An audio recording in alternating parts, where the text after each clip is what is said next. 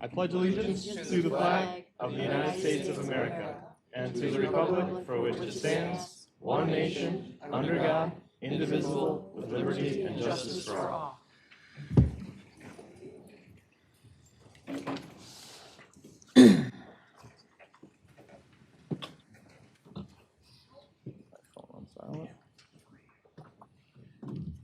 Kelly, would you call the roll? Michael DeVito. Here. Christian Koppel. Here. Beth Marie Evans. Here. Alex Grados. Here. Paul Gregory. Here. Nathaniel Russell Jr. Alan Zamser. Present. Thomas Preston. All right.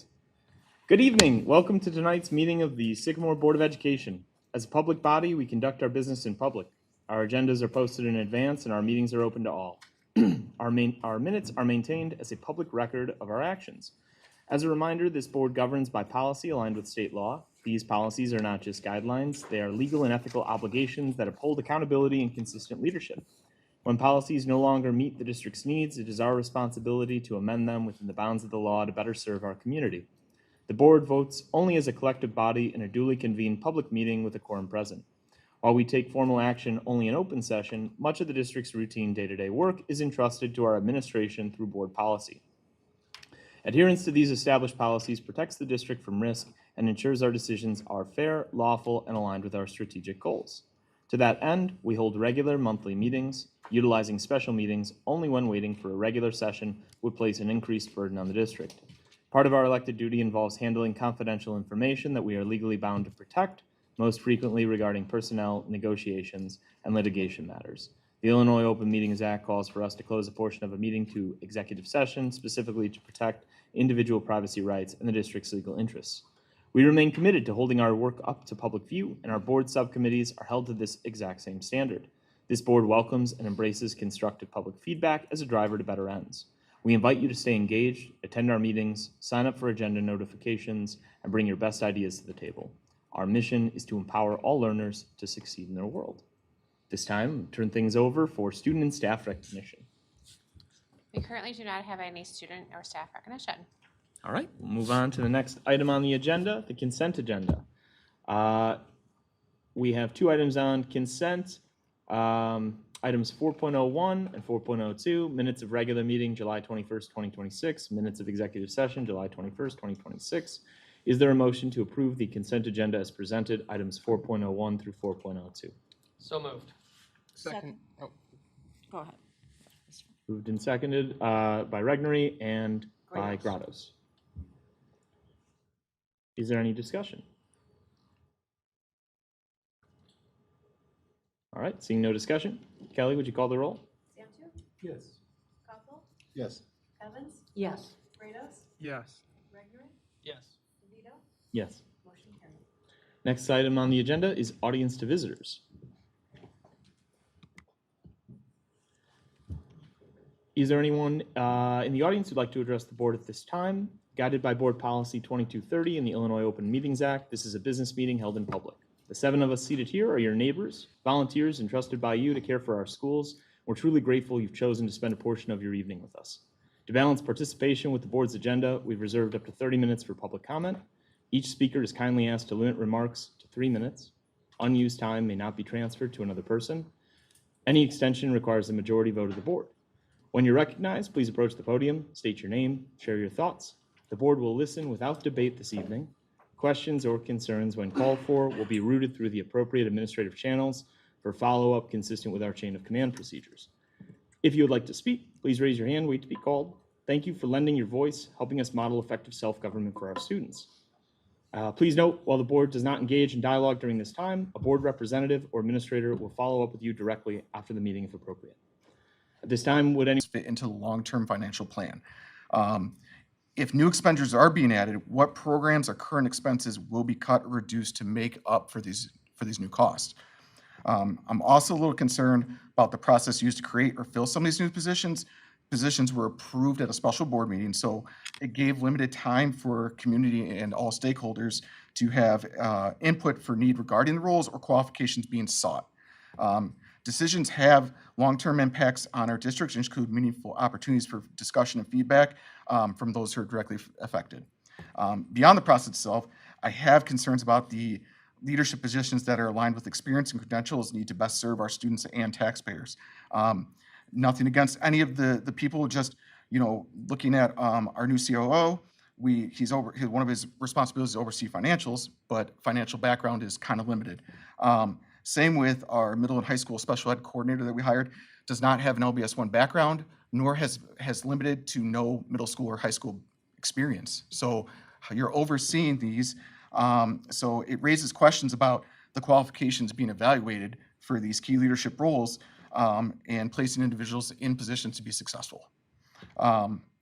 So these questions become important when considering other financial obligations facing this district. Aging facilities that require significant maintenance and improvements.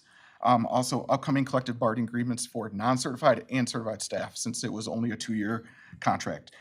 Teachers, nurses, paraprofessionals, and other support staff need fair pay and competitive with surrounding districts to retain and keep quality employees.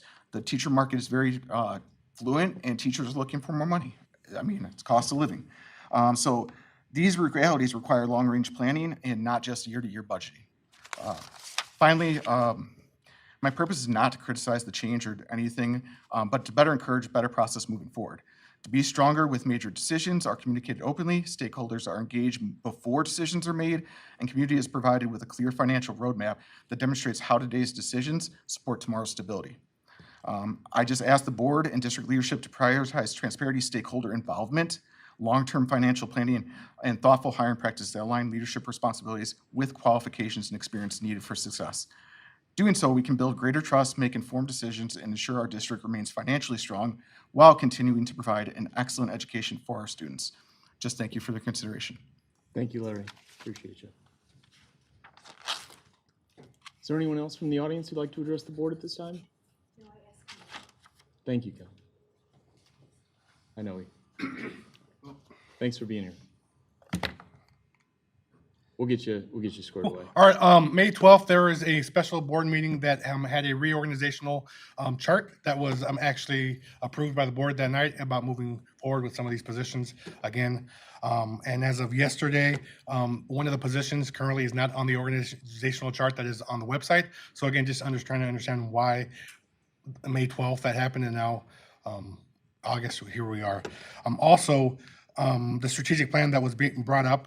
My question is, why are we doing looking at the strategic plan when we just finished one and started it in 2024? It took about a year to get that process. Some of that is in the behind the wall here that you guys sit on about the resiliency. So trying to understand that, because again, I've recently met with another board member that reached out to me, and I have more questions, unfortunately, because there's no answers to these questions, which was pretty disappointing when a board member couldn't explain the funding of these positions that we've been asking for I've been asking for not just myself, but other stakeholders in our community for the last 6 weeks. Tonight, on one of the updates, the COO will be discussing what has already been known, auditing positions of FTE, which are full-time employees or equivalents. So again, trying to understand, those are the things that we already knew the last 6 weeks, and nothing has been addressed besides now we're doing an audit for full-time personnel, which is concerning because the person that is making this update is one of the positions in question of why we needed this position to begin with. Also, the 2024-2030 facility plan budget or plans is already there. So don't know why we're looking into a facility master plan when that's already there with all the buildings besides the district office that need all the repairs. So all this was approved by the Board of Education. The strategic plan 3 years ago or 2 years ago was approved by 3 of the sitting board members currently. So my son's about to turn 16, or just turned 16, about to get his license. I want him to have a brand new car. That'd be the greatest thing in the world, but it's not in my budget. Every family member, every household in our community has a budget, and we don't as a school district currently. That's what being also on the agenda.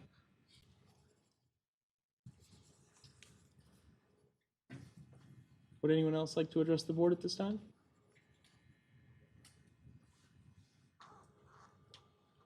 All right, we will move move on to the next item on the agenda, superintendent reports. Good evening, board. I have a couple handouts for you at your computer area. We've talked about this before, and you have several copies, so please feel free to pass them on to those that are interested. The first one is the student board member opportunity. The board's been talking about this for a while, and we've partnered with the high school and our communications department to get the word out about having our students join us in the fall. So please share the good word out, and we've also promoted that on our socials as well. The next one is the listening tour schedule. Please share that out with those that might be interested to engage in conversation. Again, we have multiple copies of both, and you can see we're in a variety of community locations based on community input about where might be good places people frequent to have great conversation. So, and as we talked about before, you are going to one of these events. You'll be joining me in that process. So, wanted to share both of those documents with you. As I get into the memo that I have prepared for today, I did want to also share 2 other additional handouts. These will be going on our website after the board meeting tomorrow morning. The first one is the organizational chart. I call it the 1.0 and 2.0. The 1.0 is the past. The 2.0 is what we're currently operating under. You'll hear me refer to that tonight during my memo to you this evening, as well as a job description that I'm going to be passing out to you as well. Again, this will be posted on the website as well after the board meeting. So as the memo indicates, following a comprehensive diagnostic assessment of district operations and system workflows in administrative capacity since March 1st of 2026, this memo outlines strategic adjustments to our organizational structure for the 26-27 school year. By strategically deciding not to replace 4 positions, instead shifting our financial leadership model toward a dedicated director of finance position, moving forward, the district will realize an immediate total structural cost savings of $639.83 for FY27. This transition directly supports our commitment to fiscal stewardship, operating within a balanced budget, and redirecting resources towards student-facing initiatives. So you can see on the bottom of page 1 in your memo, that there are different positions where we are not replacing these positions. Their responsibilities are being redistributed. You can see that's listed here, as well as the realized savings in that chart going into page 2. I also want to draw your attention over the past 2 years, the organizational chart that I just passed out. As I've talked about before, we're moving from silos to systems and going from person dependent to system dependent. And you can see that on the first page where it says Board of Education, and then it has the different positions listed that we did prior to me even joining the team, have a shift where we combined roles. So we originally, as a district, had a director of Oscar, a director of transportation. The recommendation at the time prior to me arriving was to combine that role. And that's what we currently have, someone serving in both capacities, which is a cost savings to the district. The model that we're currently operating under, which is effective for this school year, you can see that the 4 positions that were on the previous page are no longer listed. We've redistributed those responsibilities within our organization, and we're wanting to really maximize efficiency and really getting into the closer impact of our schools. Also, last year, we did have, and for many years prior, a director of instructional technology role. Those responsibilities, as we've discussed, have been redistributed to the director of teaching and learning 612. We did have a resignation for our director of learning and teaching K-12. That position has been redistributed to a K-5 director of learning and teaching, as well as 612. We did have a special education teacher on special assignment, and that position has transitioned into an administrative position to provide support. We did have an assistant superintendent for business services. The oversight has been split across the chief operating officer and then the role that I mentioned already, proposed director of finance position. We did have a district accountant. Those responsibilities are being recommended to be consolidated underneath the director of finance. We did have a benefits and payroll specialist. Those responsibilities have been absorbed into the human resources department. And we also had a communications specialist. Those responsibilities have been absorbed into our communications department. That's at the bottom of page 2 and 3 on the memo. Why these shifts were made, again, this is from the diagnostic assessment, a need to transition from a person-dependent structure with departmental silos to a cohesive system-dependent framework. These shifts prioritize systematic cohesion, strategic capacity closer to the classroom, financial stewardship, and alignment with the 3 pillars of the district strategic plan and our goals: student achievement, district finances, and governance and organizational excellence. You heard already about some of the positions that are currently in place. Just to provide high-level overview, our Chief Academic Officer is providing strategic direction and coherence across all teaching and learning and student support systems. This breaks down curriculum silos and ensures uniform evidence-based instruction across all school buildings and classrooms. Our Chief Operating Officer is serving as a Senior Executive Advisor, providing strategic leadership across district financial and operational systems and direct oversight over food service operations, business services, technology, transportation, the schools where they need the most support, while remaining aligned with multi-year financial obligations. And then what I'm recommending tonight for the board's discussion is the Director of Finance, which replaces broader fragmented executive overlays with dedicated financial leadership focused on multi-year projections, ISB compliance, budget transparency, and core fiscal operations. So on page 4 of your memo, it outlines the functions of the Director of Finance. You can see the first one is enhanced financial oversight and compliance, which ensures rigorous oversight of multi-year financial projections, budget justifications, and state reporting. In addition, transparent board and community reporting reestablishes consistent, clear, and proactive communication with the board and public regarding district financial health. And then core financial management provides direct daily management over district accounts, audits, and internal controls. So where this leans into strategic alignment and long-term return on investment, it supports what I outlined in the May 12th board memo. It's a transition to transformation, moving the district from functional stability to organizational excellence through deliberate alignment of human capital with board achievement targets. It supports the point of impact, reinvesting administrative efficiency into building level support. As you heard me mention already, some different positions such as our assistant principals and special education to enhance classroom instruction, staff coaching, and student outcomes. I've mentioned the school leader paradigm. It's something our principals will be evaluated on this year, which is a board goal, has been a board goal to align evaluation to roles within our system. And you see that here even exemplified in the positions I've talked about, which is increasing personal intelligence, social intelligence, and systems intelligence to ensure leaders manage district operations effectively while keeping the focus on student learning. And then I mentioned the financial savings already. The return on investment is beyond immediate salary savings of $639,000.83. This streamlined structure enhances operational efficiency, reduces staff burnout, and increases district capacity to capture competitive grants and alternative funding. So again, I've given you 4 different pieces of paper. The 2 to draw your attention to is organizational chart, again, where we were and where we are. And then the job description, which outlines many of the things I mentioned, but goes into more detail, all the way from what we're looking for endorsements, to position summary, qualifications, which is on page 2, core responsibilities, which is on page 3, core competencies, which is on page 4, compensation and evaluation. Any questions? A lot of information. Sorry. Yeah. Go ahead.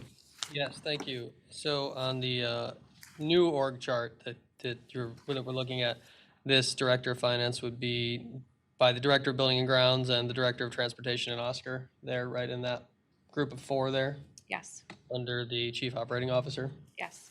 Thank you. Can you speak a little bit about the positions that are being rolled into this? Like that you talked about the district accountant responsibilities going into this position. Correct. You think this is going to be able to handle all those responsibilities better? Yes, that's correct, as well as some of the responsibilities of the Assistant Superintendent of Business Services Okay, so we're getting a couple different positions, responsibilities. into one. Okay. You got it.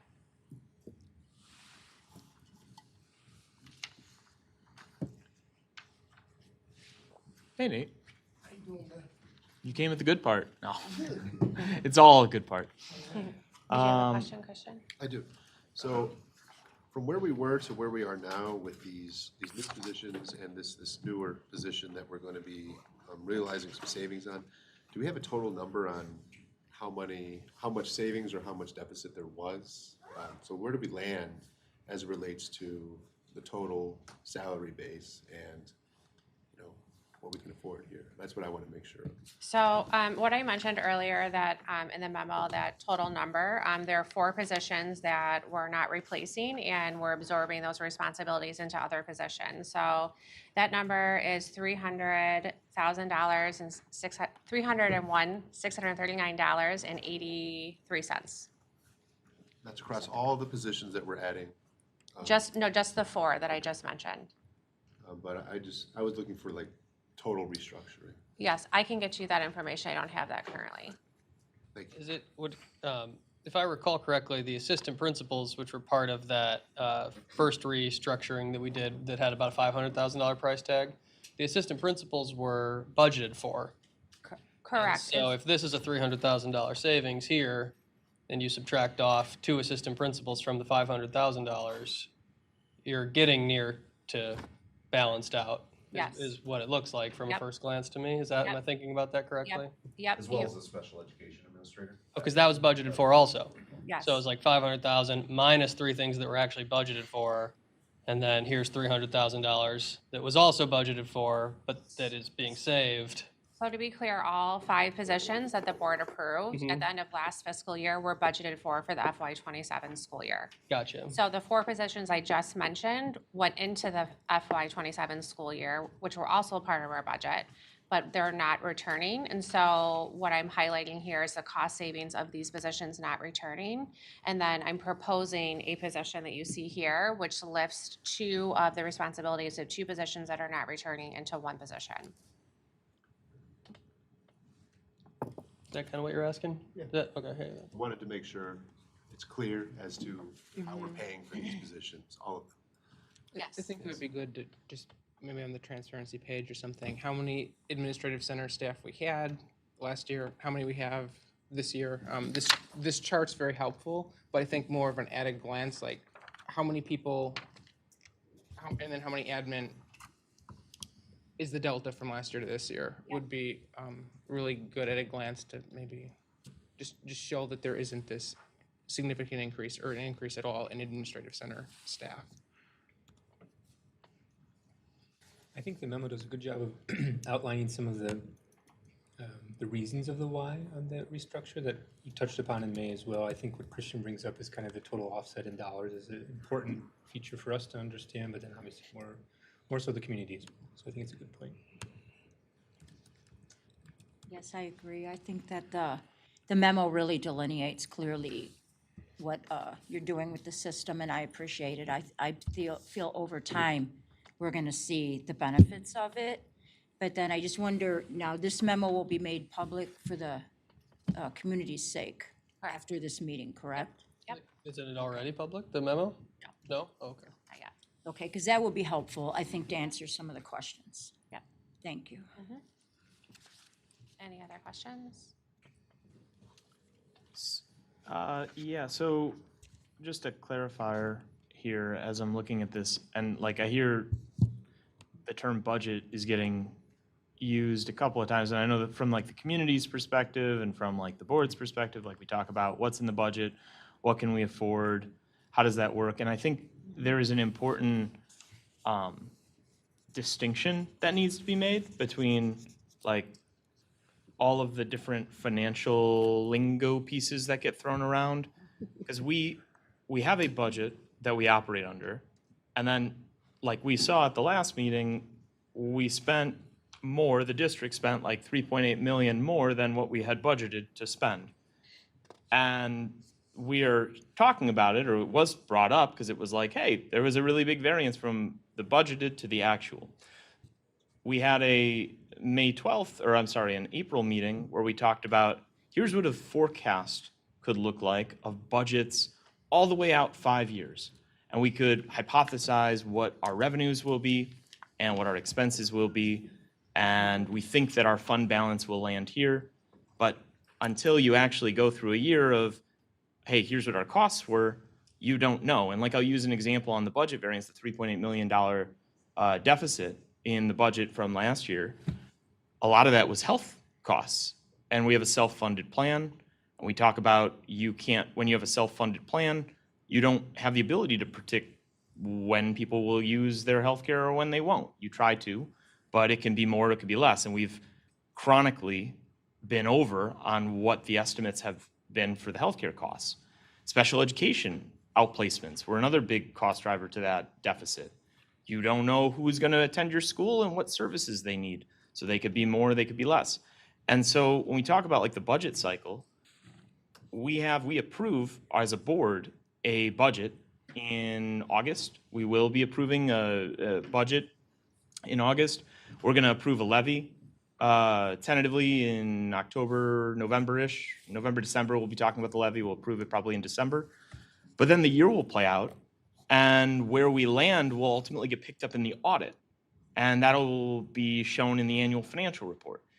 And if we see big variances, what we should be getting, as I understand it, is as a board an update on, hey, how are we tracking? Are we getting closer or further? And I think like the hard part is, at least, and I'm just speaking from what I see the administration dealing with, how do you appropriately estimate costs and anticipate what they will end up being for the district? So we could be really conservative in a budget that we see. We could be really liberal in a budget that we see. But ultimately, as we talk about budgets in the next 30 days, something that I think needs to be clear to the community and to this board is that what we're budgeting is an anticipation, but it is not a guarantee. We've no idea. And this is like, again, you want to use household finances. I try to budget for my electric bill, but I mean, I got a $600 electric bill this month. And I was like, oh my goodness, this is nuts. So that has to get updated. So anyway, the point is I think as we go through this process and we go through these restructuring pieces, like we have no idea who of these new positions may, from a cost standpoint, like we'll use our self-funded plan. Who will use a lot, who will use a little. We don't know from, PTO, who will use a lot, who will use a little. We don't know who is going, like there are little intangibles related to employment that you just don't know. And that ultimately culminates into like what your cost is. So I don't know, I'm hesitant on like us looking at these numbers as like, oh, hey, here are people on a sheet of paper and they cost X amount. It's like you really don't know how much they cost until the year settles out. So we can try to predict it and we can be My savings for this year, but for the future. And we're continuing to build, but kind of using that scientific method that we teach our kids, like, why is this happening? What's the question that we want to ask? And how are we going to look at doing more research to find the answer? We're finding some really small wins that are going to have a big impact. So I don't know, Mr. Bell, Mr. Vanek, if you want to share a little bit more with the board. We're still in the works, right? About our journey around healthcare. Yes, and Nick, please jump in, if there's anything here. We have engaged Kepler Consulting to assist in some of those insurance conversations around our plan utilization, what we've discovered over the last, I would say, 20 days, right, about our high claimants. Just today, we had a conversation with Curtis, and based on the plan that we're looking to select from a stop loss perspective that has to be finalized for tomorrow, is an immediate $25,000 savings. And so while that doesn't seem like a lot on its face, those $25,000 savings compounded over multiple areas do build to true cost savings for the district so that we're not having to give up things. This is without disruption to any of our current insurance plans. We have some decisions to make over the next, I would say, 30 days about our overall plans and things like that. But as we've had to move very fast and become very educated in the insurance game, part of our exploration is making sure that we're getting accurate information so we can make informed decisions. And so that's part of entrusting Kepler Consulting to help with that. We really feel like they have been authentic and truthful and being able to provide multiple options and explain that to us. And so that's been a really added value that has more than paid for itself right this second if we can continue to stack those $25,000 wins together. So Nick, anything you want to add to that? No, I think it's just exploring all different options. I mean, are we willing to pay on a weekly basis versus monthly? And that's an automatic 30,000 in savings. So from a budgetary standpoint, can we? 37,000. 37,000, yeah. Yeah, I'm rounding down. I should be rounding up, right? So, I'm budgeting conservatively. So, bringing in our interim CSBLs and just asking them from that standpoint. So it's some of those little things, just thinking about how we do it differently, that there's savings there. And Jeremy threw out a number, but by looking at a different carrier potentially, so this isn't savings from last year to this year, but just by looking at a different carrier for that stop loss, it's Potential $250,000 savings to bundle it with our current insurance provider, so Blue Cross Blue Shield. We use a different stop loss carrier. If we bundle our stop loss with Blue Cross Blue Shield, it's an immediate $25,000 savings from going with them, but it also has the potential impact for $250,000 in savings or more because we're utilizing the same carrier. So there's different options. Those are not set in stone. I don't want to mislead, but those are things about the efficiency piece that we have discovered in a very short amount of time that we're looking to employ for FY27 so that there is not disruption across the system. Special education, so you talked about the health insurance side of the piece. Can you talk a little about the special education overages and anything that you guys are working on to get a better handle on that, transportation, things of that nature? So special education on its own is always going to cost more because the needs are higher, right? Than your allotted per pupil expenditure. Some of those things that are usually typically front and center are outplacement, tuition costs or outplacement of special education students, as well as your outplacement transportation. In the past, and again, these are things that I've discovered over the last, I would say, 20, 25 days, is we outsourced quite a bit of our outplacement transportation. In doing so, a rough average would be about $400,000 a year for a small amount of students in that bucket. By looking and working with our director of transportation to say, is there cost savings here if we don't outsource that and we bring that in-house, whether that's with the purchase of a van or whether that's with a driver FTE or some of those other things, can we reduce that overall expenditure just in the transportation bucket alone? And yes, we absolutely can. There's always going to be needs that come in and out of our district or exist in our district that now elevate to that special education table. For example, I just had a conversation with Mike Thurman today, our Director of Student Services. We had 6 students move in last year at the beginning of FY26 that all had outplacement already in their IEPs. So that's already a cost associated with those students moving in. An average outplacement costs anywhere from $50,000 to $60,000 a year. So if you multiply that by 6 kids, that's already a $300,000 to $400,000 cost that was not budgeted for FY26 in our outplacement budget. Now, we can look at some of those things and you can offset, and maybe it's not the full year, or maybe you have some other things, but there's ways in which to look at where are we hitting the most expenditure, and then is there a way we can do a training? We can not do a training. We can do multiple levels of training. We can look at our core, our MTSS, Tier 1, Tier 2, Tier 3. What are the resources and supports we have in district? What does it look like to transition some of those kids back? Without giving personally identifiable information, that is part of the plan, is that once you maybe have a need for an outplacement type situation from a special education perspective, that shouldn't be a life sentence. We should look to transition those kids back into our district, into the least restrictive environment, not only on a cost-saving measure, but that's what's best for kids, is to be schooled in a traditional educational placement to the greatest extent possible based on what their needs are. And so I'm having those conversations with the Director of Student Services. I'm having those conversations with the Director of Transportation to be able to understand the story behind these numbers, that it's not just a dollar sign on paper. There's an explanation to some of these things that make sense, and sometimes it doesn't make sense. And then what is the plan to kind of remedy or resolve some of those overages or those inefficiencies within the system? That's gonna come in time. Again, this has only been in the last, I would say, 20, 25 days where I've been able to have some of these conversations and ask those questions that I think are being asked by the system. And we're starting to push and pull the levers to put some of those things in place so that we can feel that kind of residual win, right, throughout the school year. But it starts at the IEP table. The team recommends things based on the student's needs.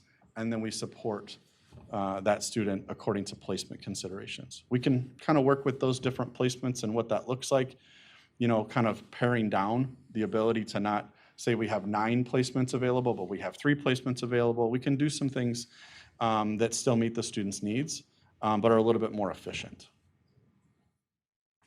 I hope I answered that. Yeah. No, I mean, it addresses the special education piece. It addresses the healthcare piece, because those I know were 2 line items that stood out on the last report we got. I know there were some other like smaller, I would call it like they weren't specified pieces to it, and I'm hopeful that when we have our August 11th business services meeting and we talk about budgets again, you know, we can get a little more into the weeds on how you guys are sort of planning or predicting for the tentative budget cycle that comes up into August. So that's helpful. Thank you for sharing that. One other comment I would just make on the like org chart restructuring is I noticed like Director of Student Services and the teacher on special assignment and like MTSS, like that's all folding under the Chief Academic Officer now, instead of it being like, I'm just looking at the old org chart and I'm trying to like juxtapose the two, and it does seem a little more, there's some more separation on the reporting piece. Do you think, like from a, I guess just like from an operational standpoint, how does that run parallel on the academic side to what you were talking about with the special education? Like talk about tier 1, tier 2, tier 3, and now all of these, like it almost feels like across these tiers, they're all lumped under just academia now. Do you think there will be an opportunity to identify like closer patterns? Like, are these people now talking who weren't talking? Like, and maybe that's a question for this side of the table. So Dr. Davis, hi. So that was one of the things that I noticed straight away, is that in the past we were operating under silos, right? And so I've been working really diligently right away with the team to start. We're actually having our first ed team meeting tomorrow, which is pulling everybody in this space together, because when we talk about something like outplacement, it really does begin in the classroom, right? It begins in, how are we providing best practice strategies for students to support them before they get to that place. So we've talked a lot about how student services needs to be in conversation with learning and teaching, because ultimately they work together. I know Meg has lifted for me the value of really setting a vision for co-teaching, right? What does it look like for our special ed resource case managers and teachers to be in the classroom with teachers, trying to support students before they get to that place where we're sitting at a table having a conversation about where they're going to go. So really, ultimately, I think I've been blessed with a jewel in the fact that I do have all the right people in the space and in the room to start making some of these shifts that Mr. Bell was just in reference to, so that we can help from our end stop some of these things from happening as well. I think we're going to attack it from both sides, right? We're going to attack it from that core, the foundation of those tier 1 in the classroom, but then also look at those students that are outplaced. To put it in perspective, 22 of, I think, our 45 that we're starting the school year with currently have one-to-one teacher assistants assigned to them at their outplacement. That to me screams that there's a significant need for support for those students, even in the most restrictive placement.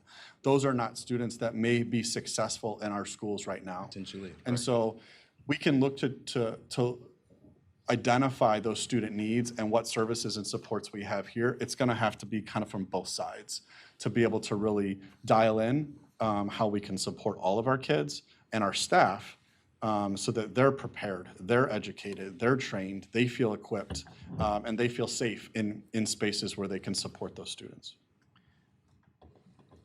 I'd just like to add, if I may. I talk a lot about with the team of teams, and that we're teams and teams, right? And even though we have Dr. Davis leading our learning and teaching and Mr. Bell leading operations, you just heard a great example of how they team together, literally across the system, and how they utilize not only the resources, the people, the teams, how can we leverage conversations and invite people into spaces where when decision making is happening, we're considering all those factors, all the way from transportation to families, to teachers, to students, right, to those that support everyone in between. And so we continue to build on that, and we have conversations often and continually about our discoveries. But then also we're thinking about, okay, well, this is what we discovered. What are some strategies in order to help support kids overall, which you're hearing emerge today in this conversation. Thanks. Nick, I'm going to put you on the spot. Sorry. No. So something that comes to mind a lot is like, why don't you hire more teachers? And why don't we just use money to hire more teachers and then it'll solve all the problems? And I know we have a lot of retiring teachers coming up. I think it was like 33 in the report you put out. We have a new contract. Base pay got raised a lot compared to where it was. Can you speak a little bit about filling some of those retirement or those retiring positions? What the job market, like what's that look like? What's the landscape? Are we more or less competitive? I would say we're definitely more competitive. I would say this hiring cycle proved that. I may have mentioned this at a meeting in the past, but related services, I think, is a great example. We've gone multiple years with contracting out SLPs as well as psychs. And this year we have all of those full to start the year. I mean, it's been years since we've had that. So I think that So speaks hold on. volumes. I'm sorry, that like I just want to push pause on this. So you're saying there have been prior years where we have had unfilled positions that serve students. And this year now, with this new contract, we have filled all of them.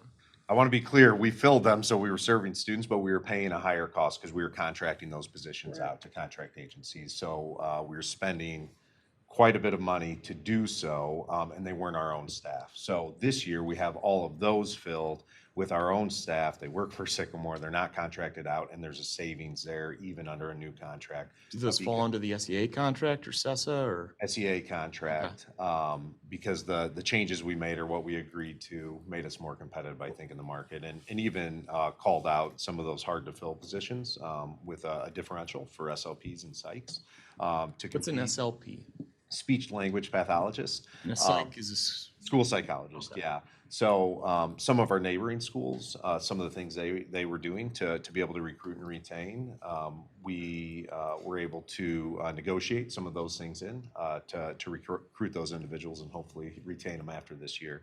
But we are starting the year full. Certified staff. If this personnel report goes through tonight, that will be the last certified position that we're still trying to fill. Nice. So there's a been lot hustling. of excitement there. But I think just going off of that, it puts us in a position too with this next year, and I see some of them out there, is our largest class of, I think, 14 certified staff. And we'll go through and look at all those positions, not just automatically fill one for one. We'll see what the outlook looks like based on student enrollment and other factors come spring when we have our joint committee, and then make the best decision. But whether it's 14 or 10 or whatever that number is, or adding positions, I think we're in a better position to be able to recruit and be appealing to the job market out there. I just wondered if we could speak a little bit more about the reduction in stress on staff with the new organizational chart. I do feel it's going to make everyone's job a lot easier when the workload is spread and you have more people that you can collaborate with, but maybe you could speak a little more about it. Yes, since coming to the district, speaking with our staff, our leaders, hearing the work that has been done at the classroom and the building level has been tremendous. And having conversations, and actually Ms. Popovic's here, not to put her on the spot, she was having a conversation recently with the principals about all the different things that they did in the system as elementary principals. And they filled up a whole whiteboard. And she said, how can I support? And they said, all of this. And she goes, I got you. We're going to figure out a plan. And that is one micro example of what we see across the system when we have those conversations about what does life look like for you? How are you managing your day and efficiency? Even last night at PTAC, talking about communication and hearing from our teachers, different things that they're doing. And I even said to them, like, I feel this pressure to respond. I said, listen, I'm the superintendent. I'm not telling you you need to be responding at 9, 10 o'clock at night. Go home to your families, take care of yourself, right? So we're having these conversations organically, but really these positions that we've put in place really help support really our teachers, which are supporting our kids ultimately. And we continue to find ways to lift things off in the world of education. We say plate a lot, lift things off the plate of our teachers and our administrators to help support them as they work with kids on a daily basis. Thank you. Anything else on this? I know there's been a lot of community concern, right, related to the organizational changes that we've implemented. Dr. Campbell, I appreciate you putting together the memo and talking through this. This discussion, I think, is really helpful to kind of to talk through, at least me personally, individually, and I think likely the board, just through discussions we've had at other meetings of the increased expectations that we have on our district and ourselves individually, and kind of just as a whole, where we need to get to, what we want to get towards. So if you look at our board goals, you can see there's some pretty lofty goals. And to get there, we need a lot of hard collaborative work together to do that. These discussions are great examples of how we might do that, perhaps through cost savings, but definitely with the intent of increasing and improving student outcomes and expectations. But with those increased expectations on the district, on the positions as well, right? So we talked about a almost $4 million deficit for the previous fiscal year. For me personally, the expectation is that will not happen without us understanding that we're on this crash course path. And, this year, for example, we didn't really find out until June, the end of June. It's too late. We didn't know anything about it. We need to understand how are we trending from a budget versus actual. When you talk about this position that you're asking about from a financial director, that is an expectation. We should get smarter. We should be able to improve our process, maybe through some cost savings, but also in our forecast accuracy, because we don't have, obviously we weren't very accurate last year and possibly previous years as well. It's an expectation that we get better there, so that when we do budget and we levy accordingly, we spend those dollars, and there will be times when we're in the black and times when we're in the red. That's a reality of life, but we should get better and better. And the goals in the same accord. If you look at those, there's some high academic and other goals that we hope and strive to achieve towards. And with, I think, the team that you've helped put together and worked with us all on, we're on a good path to do that. But they're lofty and the expectations are high. I think as we continue going forward with this structure and this team that we've built, I have full faith in this team that's been built. I think that you all have the tools that you need. You guys are all hitting the ground running. But the expectation from the community is to show that and to continue to provide information as it relates to that. And I think that with our comms team, we're going to continue to be better at doing that, listening to the community more, getting that feedback and churning out what they want to see, because at the end of the day, there's only so many different ways we can communicate to the community. And we have our meetings, the community comes, but not everybody can make it to these meetings. Some people appear, some people try to watch online, but not all of our meetings are online. So it's not like we can always be accessible at home, but there's so many different ways that we try to reach out to the community. So if there are community members that have concerns, I'm happy that we have ones that come to the meetings and talk. They're definitely heard, and I'm looking forward to meeting with one later this week. But it's just continuing to adapt, continuing to evolve, and to continue to work toward our goals and rebuild some of this trust with our community as we continue forward. There's a lot of changes that are going to continue to happen. A lot of good things are coming. And I think championing those successes and showing them to the community is going to be very key to that. I think that's really the key here, is with these changes, showing what's being added to the district and how it's impacting the students, and maybe what wasn't there that this has added, and how that is impacting the students and the staff and the district as a whole positively is key, so that there is clear understanding as to why. I think that's something that we can work on going forward as we embark on our goals for this year. It could show not only are we meeting the goal, but how is this different than how it's been in the past, and how is meeting this goal improving the district as a whole, or in specific areas, regardless of what the goal is. Just what is this adding? What was missing that this is solving is really something that would be very helpful. And I'll add this. I'll tell you guys walking in, it's kind of hard to hear. We're saying the same thing. We want to be super transparent to our community. And even if the numbers aren't what we expect, we need to report that, right? We got to the place we were due to transparency, due to information not necessarily being what we were told. If for whatever reason, like Jeremy brought up earlier, our budget is something, and Mike, you spoke on this as well, this is what we expect it to be. We hope to be within this 10-15%. We cannot predict the claims of our employees. We cannot predict the environment of what's going on. However, if we see a trend that's headed a certain direction, we need to be ahead of it, informing the community. Right now, with the data that we have today, this is our trajectory. Not if we have a plan to fix it, this is where we are now. And if we can't fix it, we can inform. So it's got to be the good and the bad, right? In order to get the good, you have to get through the bad. To Christian's point and Alex as well about being transparent and telling the community why. Why has been the frustration, why?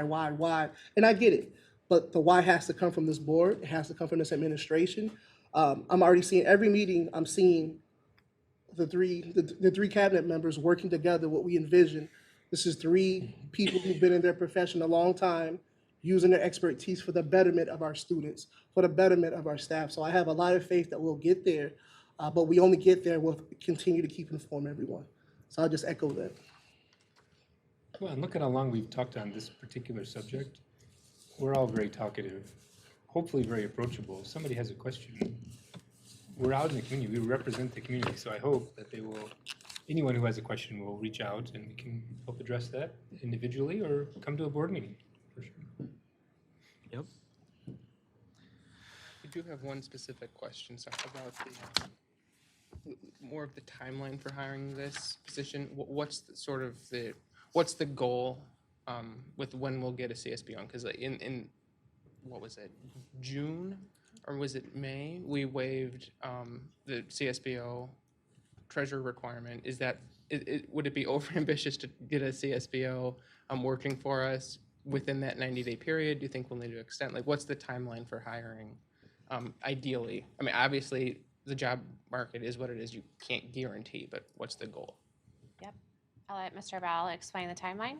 I have an aggressive timeline of if this is an approved position, posting that position tomorrow, it's got to be open, the window has to be open to gather those applicants, and then begin screening those applicants the week of August 12th, conducting first round interviews, final round interviews subsequent to that, and then being able to provide a recommendation to the board on the 25th. Again, that's an aggressive timeline. I would like to be able to hit that. If we're not able to adhere to that timeline, there will be an explanation as to why. I mean, we did not find quality candidates, or as the window was open, because we're not going to close that until we secure that position, we may have had a late round applicant. If we do not find viable applicants, we'll have to figure out what that plan is going forward, whether we're going to continue to leave that window open or take a different course. But that will be able to be explained by the August 25th board meeting. Worst case scenario, do we have somebody who can kind of fit that role to make sure that work's being done already within the system? With our two current interim CSBOs, we have some potential there. Gary has made it clear that he wants to continue and not leave us in a bad place, but he's also not looking to stay here for the entire year. Michael Andrushak is our other interim CSBO, and he is continuing to work diligently to help prepare that FY27 budget and really dig in. So he will have a working knowledge of our systems to be able to support, I think, going forward as well. They're on alternating schedules, right? They are. Yeah. Okay. Another thing, just to clarify, we're not going to approve this. We're not approving this position right now.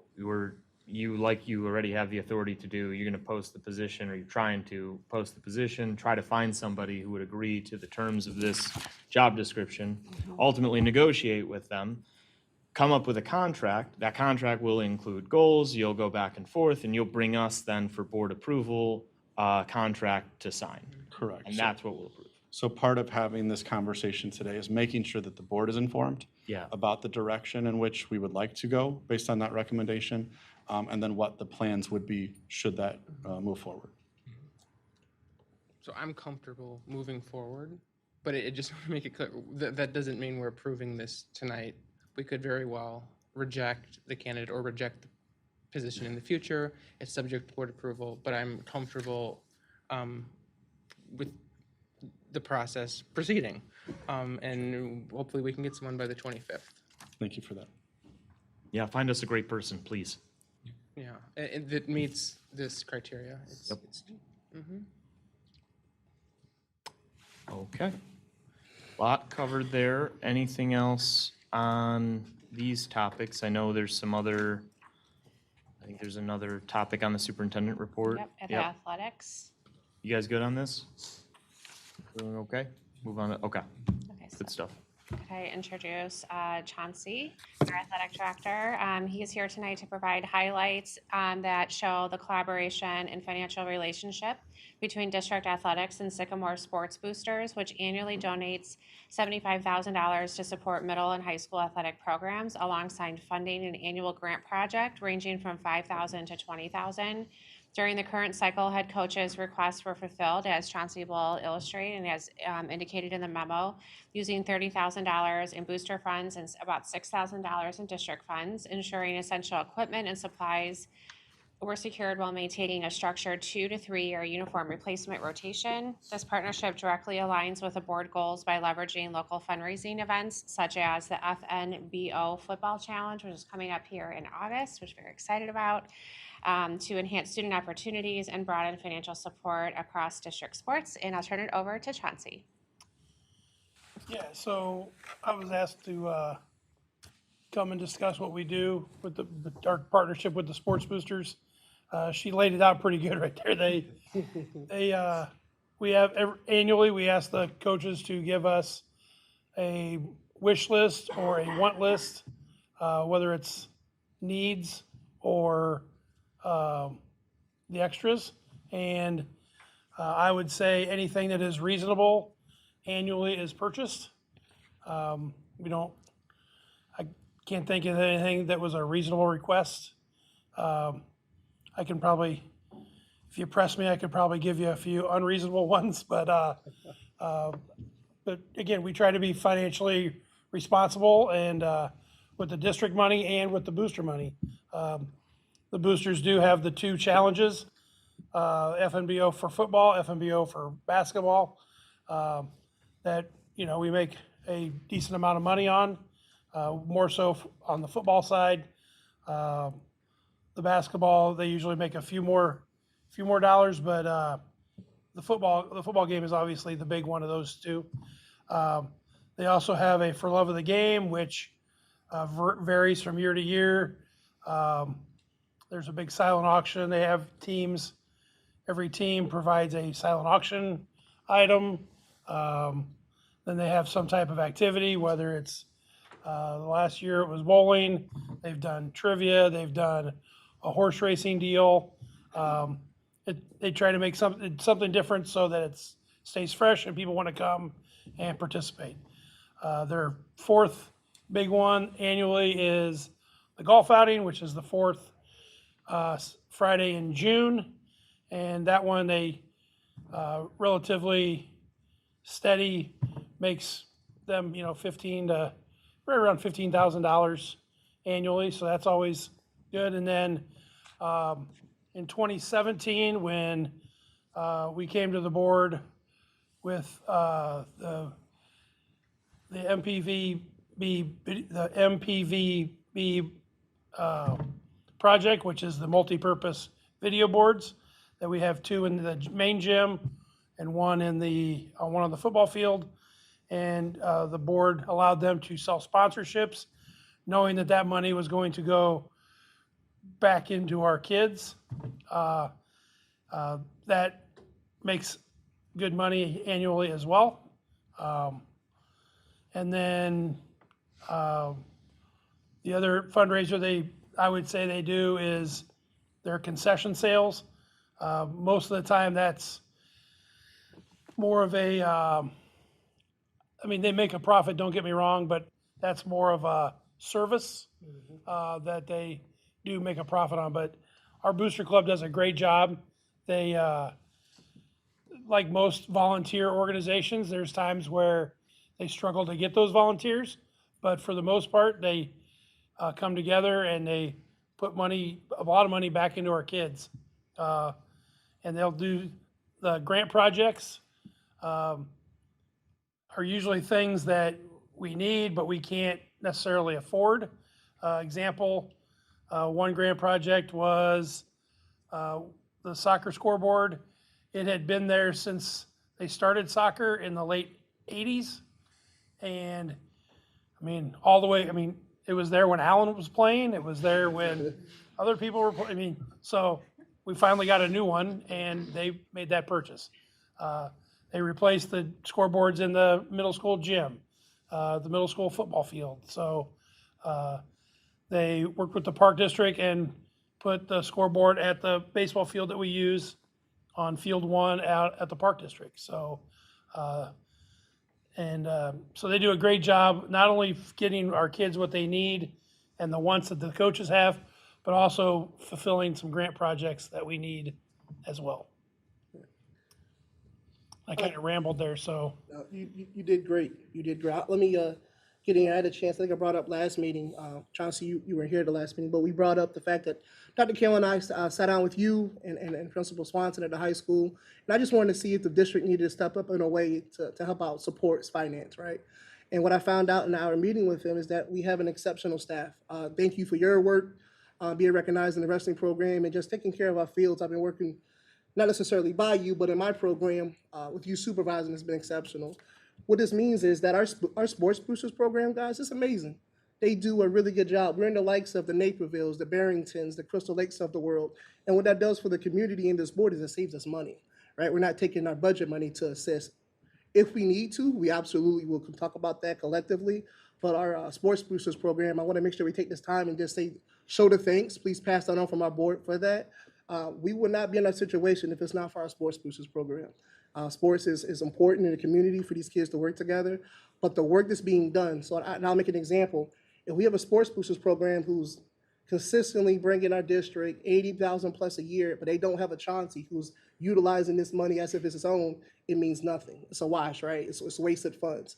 But because he works diligently in making sure this money goes to these programs, that he's fair, and the boys and girls, it continues to work year after year after year.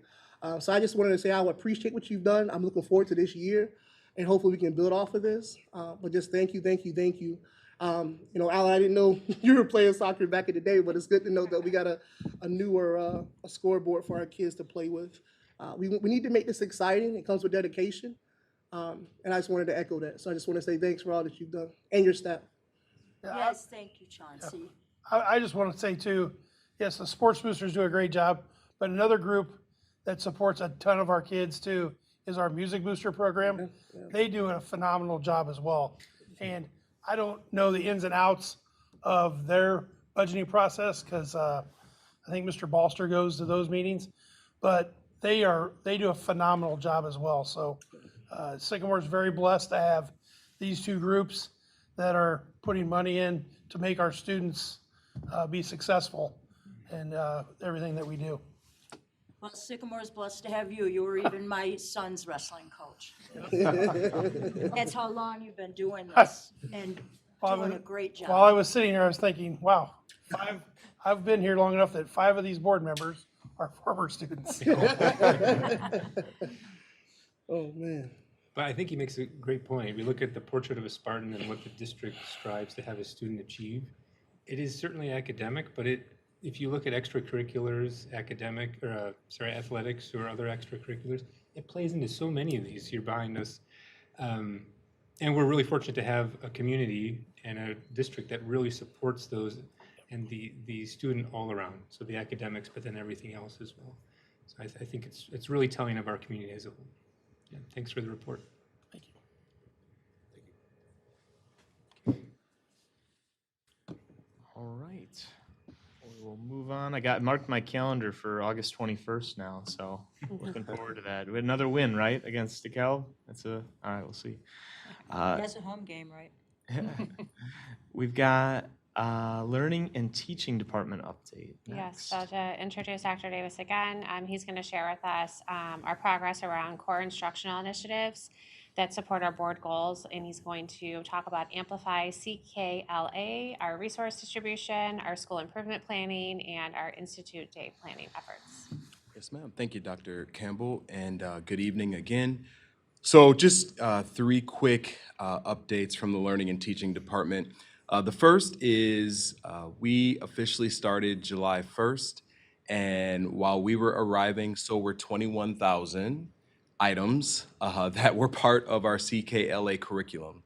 And so one of the heavy lifts that we immediately had to take on was getting these resources distributed in a really efficient and effective manner. Great thanks goes to Ms. Popovic, who took this task on in some ways single-handedly. She really strategized around how to make it happen and make it happen quickly. I was just extra hands. So I want to just give her just a minute here to share what that experience was like and from the leadership standpoint. Thank you, Dr. Davis. Good evening, Board. Svetlana Popovic. This is totally coincidental. I am in Amplify attire only because we had a leadership Amplify training today, although big proponent of it.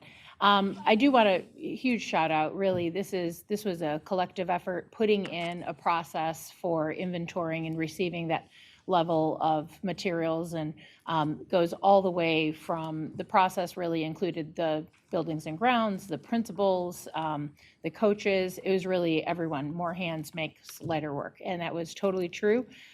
We were able to get out the materials to the schools with the support of the buildings and grounds and the principals. Everybody was involved, and it was a great thing to be able to see. We did that shy of 2 weeks, I think, for all of that to be moved into the buildings. The most important and the exciting part is this is just the beginning of it, and this is this very small lift. The exciting part is going to be able to see these 21,000 over materials in the hands of our students and our teachers, and really having that impact on that core one. The level of collaboration and support that's going to go into helping our teachers unpack and make sure that the classrooms are set up for our students. We're really excited to be able to have this in the classrooms. We've duplicated the process for our bridges. We also had our bridges math curriculum that was delivered this year, which was the consumables. So applied the same process, same lift, and was really able to get it efficiently into the building. So it was a lot of fun. Thank you. Thank you, Ms. Popovic. So one of the learnings that we had as we were going through this process is I think that there's some opportunity for us to enhance our asset management and the systems and the structures that we have around asset management, really making sure that we know what we have. So as teachers come and go, we can stay constant with what our supplies are and exactly what we need to spend to increase or to meet the need of teachers as they come in. And so I did have a conversation with Mr. Bell about that as well. So we are working together to figure out what does asset management need to look like in our district to be more effective and more efficient. So I wanted to lift that as well. Secondly, today was our final day of our initial road show around school improvement. So we finished meeting with the high school and middle school today and shored up initial conversation around goal setting. So our purpose for this initial roadshow was really leaning into what do our goals need to look like to ensure that we're getting what we need to get done and tackled. And so I'm sure they're tired of me saying this, but we've really talked a lot about lagging indicators and leading indicators, making sure that they understand that the lag is our North Star, but we have to have leading indicators along the way. I know the school district has really invested a lot of time and effort into learning MAP and understanding MAP. And one of the learnings that I think our staff is starting to see, our building leaders are starting to see, is that MAP is a great leading indicator, but you really need to ensure that you're setting the appropriate priority goal. And priority goals really need to come from our state indicators. They need to come from that state data. And so I know that's going to be a little bit of a change, but I think it's going to be a change for the good, and it'll start to get us to move in the direction that we want to move. So we just finished that up today. Wanted to highlight that. And then lastly, August 17th and August 18th, we are on with teachers. We're super excited to have our teachers back with us and start doing some learning with them. So we had our initial meetings as an unsiloed team, I'll call it. We pulled multilingual department in, student services, learning and teaching. HR was present. We all got in one space and said, how do we make this the most effective opportunity for our teachers to learn possible? And so we were able to put together a pretty tight draft that we've been able to kind of share out and get some feedback on. And so we're looking forward to rolling out the learning on that day. There's going to be significant learning around CKLA to make sure that teachers are able to hit the ground running on day one with this new curriculum, as well as at the secondary level, we've got My Perspectives, which is our curriculum, ELA curriculum for 612. We've got learning around that. We're also really starting to lean in to vertical articulation. The idea that you get multiple grade levels in one space to talk about what it looks like for a student to transition from one grade to the next, right? From an instructional standpoint, it's really powerful. That's really meaningful. We're going to start doing some of that work starting in August with our teachers to get them used to talking to each other in that manner. So I think that's all I got. I think that's it. I'll just add, even before that, next week, August 12th and 13th, we welcome our new teachers, and Dr. Davis's department is a huge part of that. They will be providing professional learning to our newest educators, and really building the foundation that in Amplify or CKLA that we already had with our current staff. So they're going to be hard at it even before that. They're busy. Thank you. I got to see some of this firsthand as you guys were putting everything together and everybody working together. It was crazy how much stuff there was, but it was incredible seeing everybody coming together and being able to put everything together for all the teachers as they come in. So great work. Thank you. I know when we approved CKL or the ELA curriculum, it is a pretty heavy lift transitionally from where we are to what we were doing last year to what we're doing this upcoming year. And we had a plan for the professional development. I assume we're still following that plan. Absolutely. That actually started today. We had an initial training for building leaders and district level leaders today. So that is all mapped out. The only thing that I think that we've kind of considered and added to that, which was already laid out, is the idea that we ultimately want to make sure that the professional learning that teachers get is really what they need. And so in order to do that, we've structured kind of a learning walk opportunity that is going to allow us to measure our use, the kind of use that we're getting out of our resources. When we see that there are deficits or there might be some opportunity for improvement, then we're going to be reaching out real time to Amplify and say, hey, because of our data, we're seeing that this is a need that teachers have. So at our next SIP day, at our next Institute day, can we really drive learning around this thing based off what we're seeing real time in classrooms? Okay. Yeah, that sounds great. And just to add on to that, that was part of the contract, the multi-year contract we signed with Amplify that the board approved, that coaching is embedded as part of what they offer. Great. I know the results we looked at during the pilot process was very exciting, so I'm really excited for it. I just know that there's a lot of work leading up to it. I'm sure it sounds like you're very busy doing so. We are very busy. Looking forward to learning more as we progress through the school year. For sure. Thanks. Then the next learning and teaching meeting is I wrote it down, September 22nd. 22nd? Yeah. okay. Do you know the spring IAR data, the spring ACT, pre-ACT? Like, are we going to be able to speak in a more informed way about that data by that meeting? you think? Not by September 22nd. It'll still be embargoed at that time. We won't be able to really release that information. We have to wait for the state. So the state shares, and then we're able to share, and that happens in October. Typically, within the first couple weeks of October, that happens. Okay. Do you think we will be able to, at that meeting, look at like a gap analysis between where our district goals put us for each building, like with subgroups and where we're at? Is it possible to be able to see the spread, like how far away we are and what targeted intervention could look like? Like, is that, I'm just thinking like with our path, like we're looking to get to exemplary schools. How do we visualize the data that we have from the most recent school year, which isn't, I know that doesn't do anything for us on a current path. It just tells us where we were. Do you think, like, is that useful? Is it not useful? It's very useful. Actually, that is the thing that's driving school improvement work. Okay. So what I would hope to present to you, probably in October, I think. I would be ready to go in October, but ultimately, what I would like you to see and envision as a board is here's where we landed, and because of where we landed, here's our plan, right? Those things work like together simultaneously. So that's literally the work that we're doing right now with principals, is teaching them how to look at that lagging indicator and say, okay, because this is where you landed, this is what we need to do, right? So our plans are going to be much more strategic.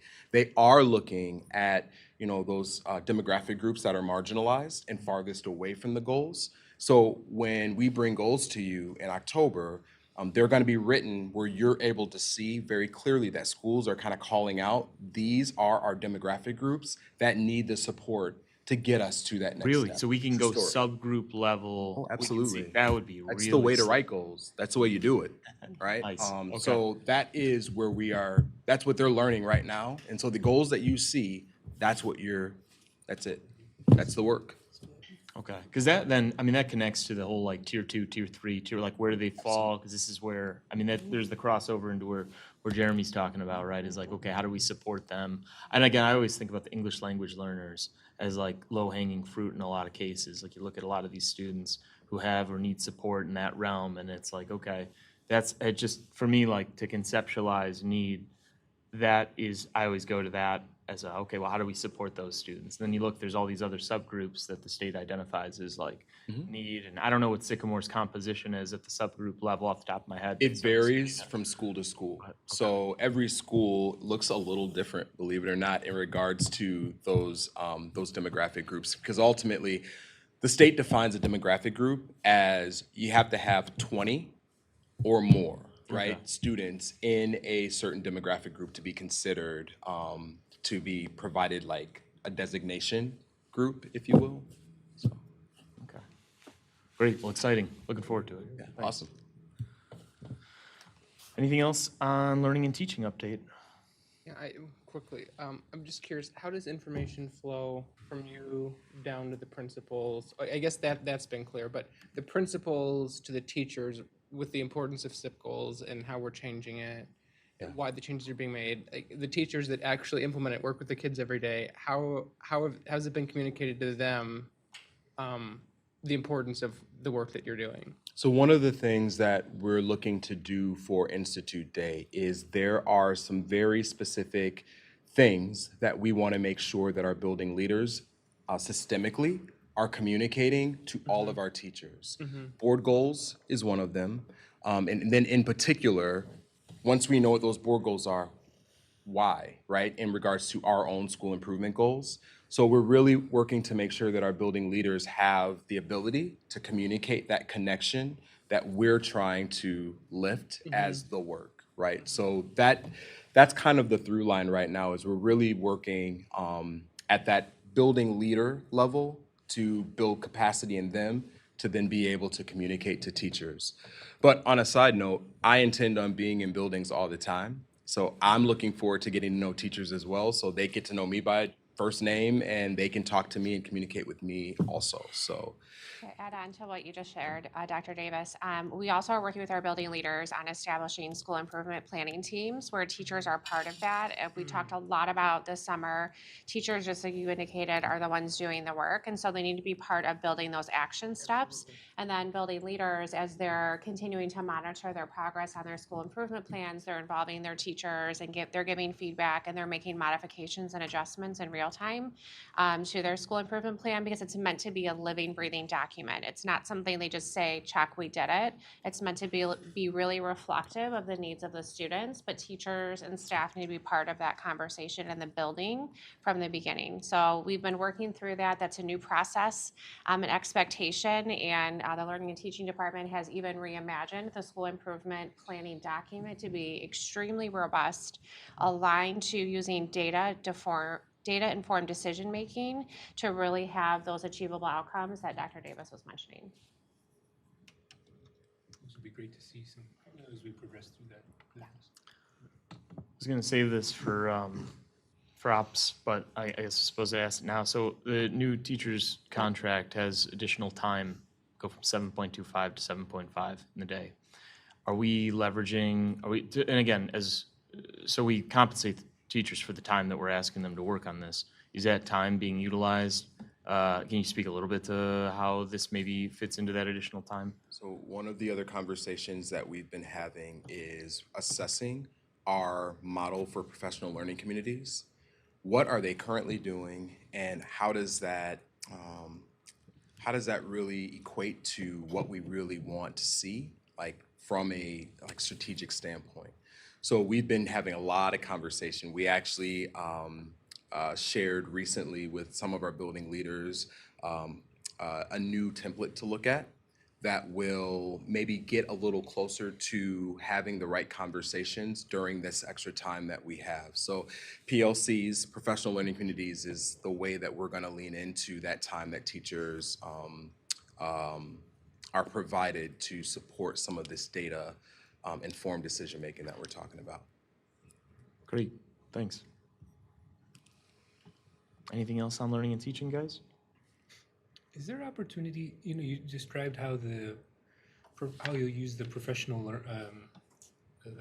development learnings to help guide the Amplify. Do you do that, or will we do that with the PLCs or others? What's working, what's not, what do the teachers need? Absolutely.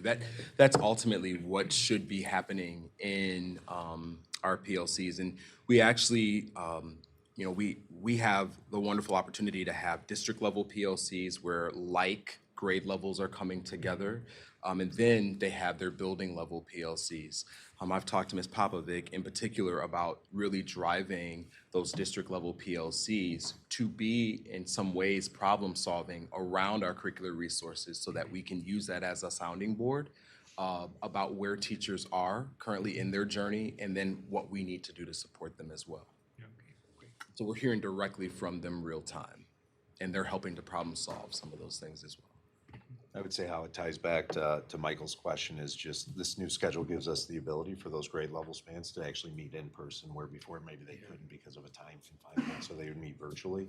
Just more productive if you can be in person, and we now have the ability to do that at least more frequently. Yeah, that's great. Okay. Awesome. All right, if nothing else on this, we'll move on to item 6.03, Operations Department Update. So to introduce this update, Jeremy Ball will provide an operational update highlighting initial efforts to stabilize district systems, evaluate financial controls, and prepare for the upcoming school year. Following an initial diagnostic review and cross-departmental alignment workshop, the update will address critical priorities, including the FY26 year-end financial close and ongoing audits of position controls to ensure accurate baseline data for FY27.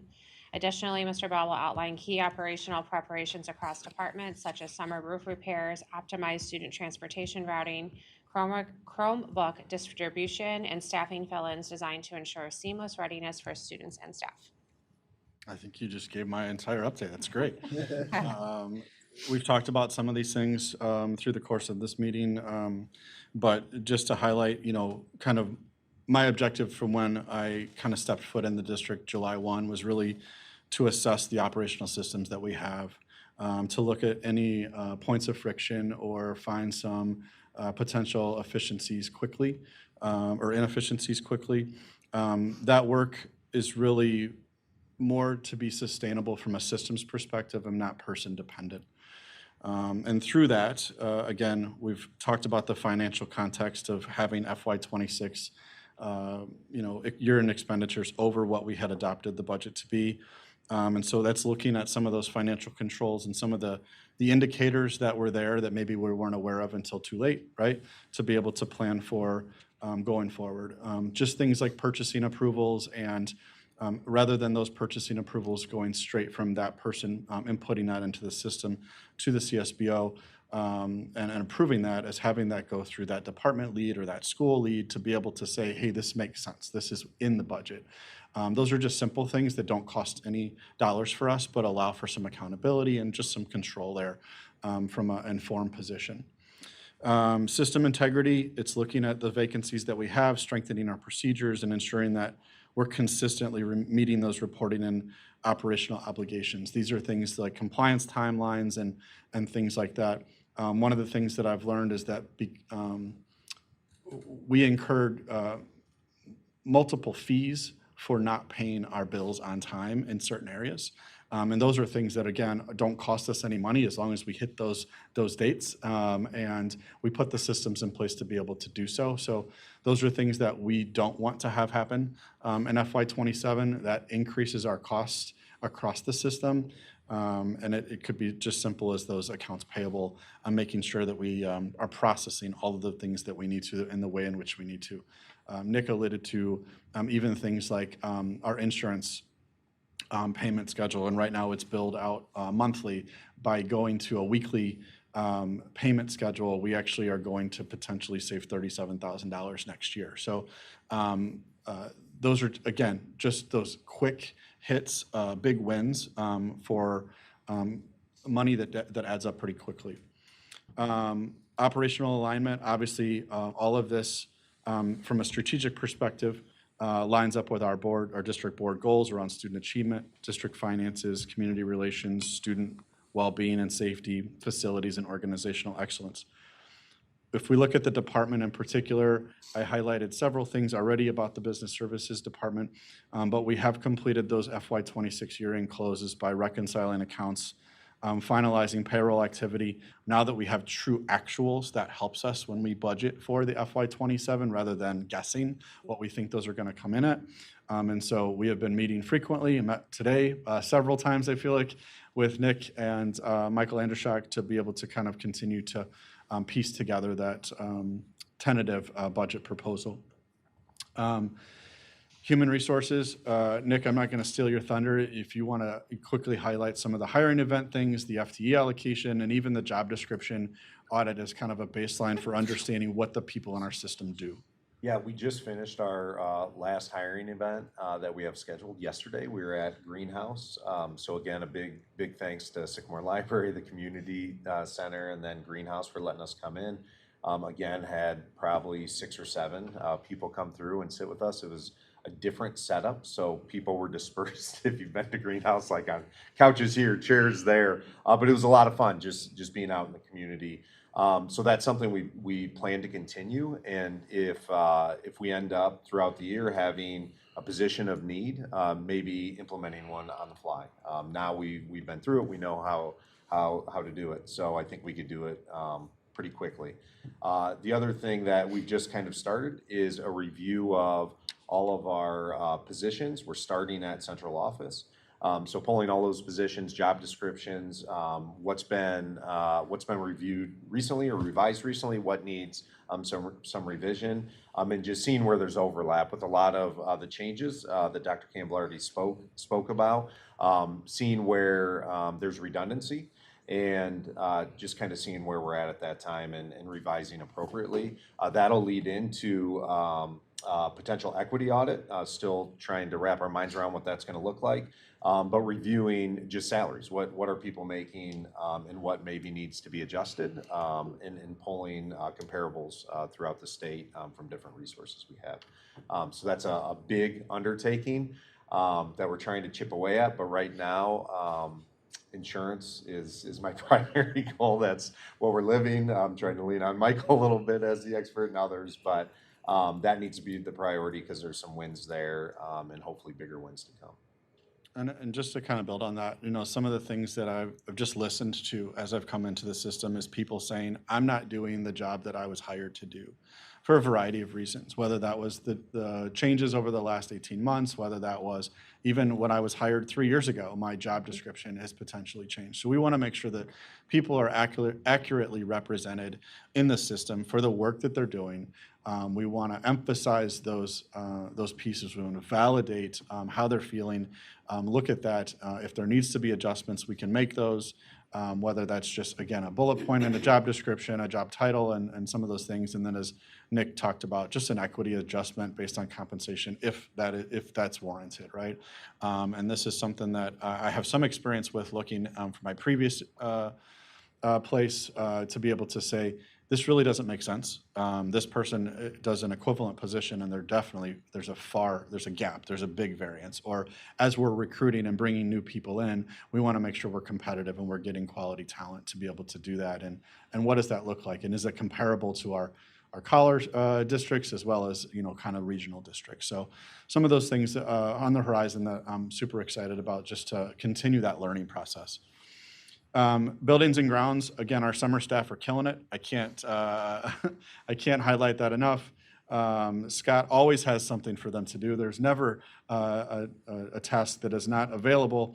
Most recently, they were even going through our district office parking lot today and making it look presentable. We talk about facilities and what that looks like and representative of Sycamore and who we are. And so it's just simple things like cleaning up parking lots and some of those other things that sometimes go unnoticed. But I want to highlight and say, give a tremendous amount of appreciation, not only to our green shirts, but also to our custodial staff and the folks that have been waxing floors and getting rooms clean and are really preparing for opening day. And beyond, but specifically opening day. Being on the listservs for all of the buildings, I get all of those, and the building techs and the custodians are saying, hey, don't go in this hallway, or you can use this room, or if you come in now, be mindful so you can see evidence of that work that's being done across the district.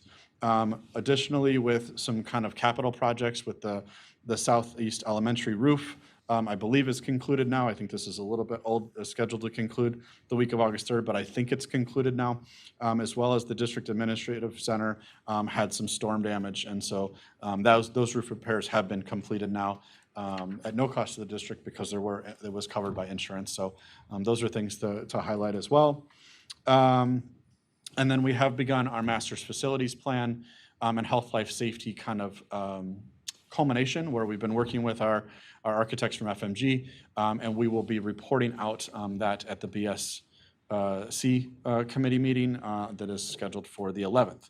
And so there will be more information. Tune into that if you would like to hear about kind of some of those things.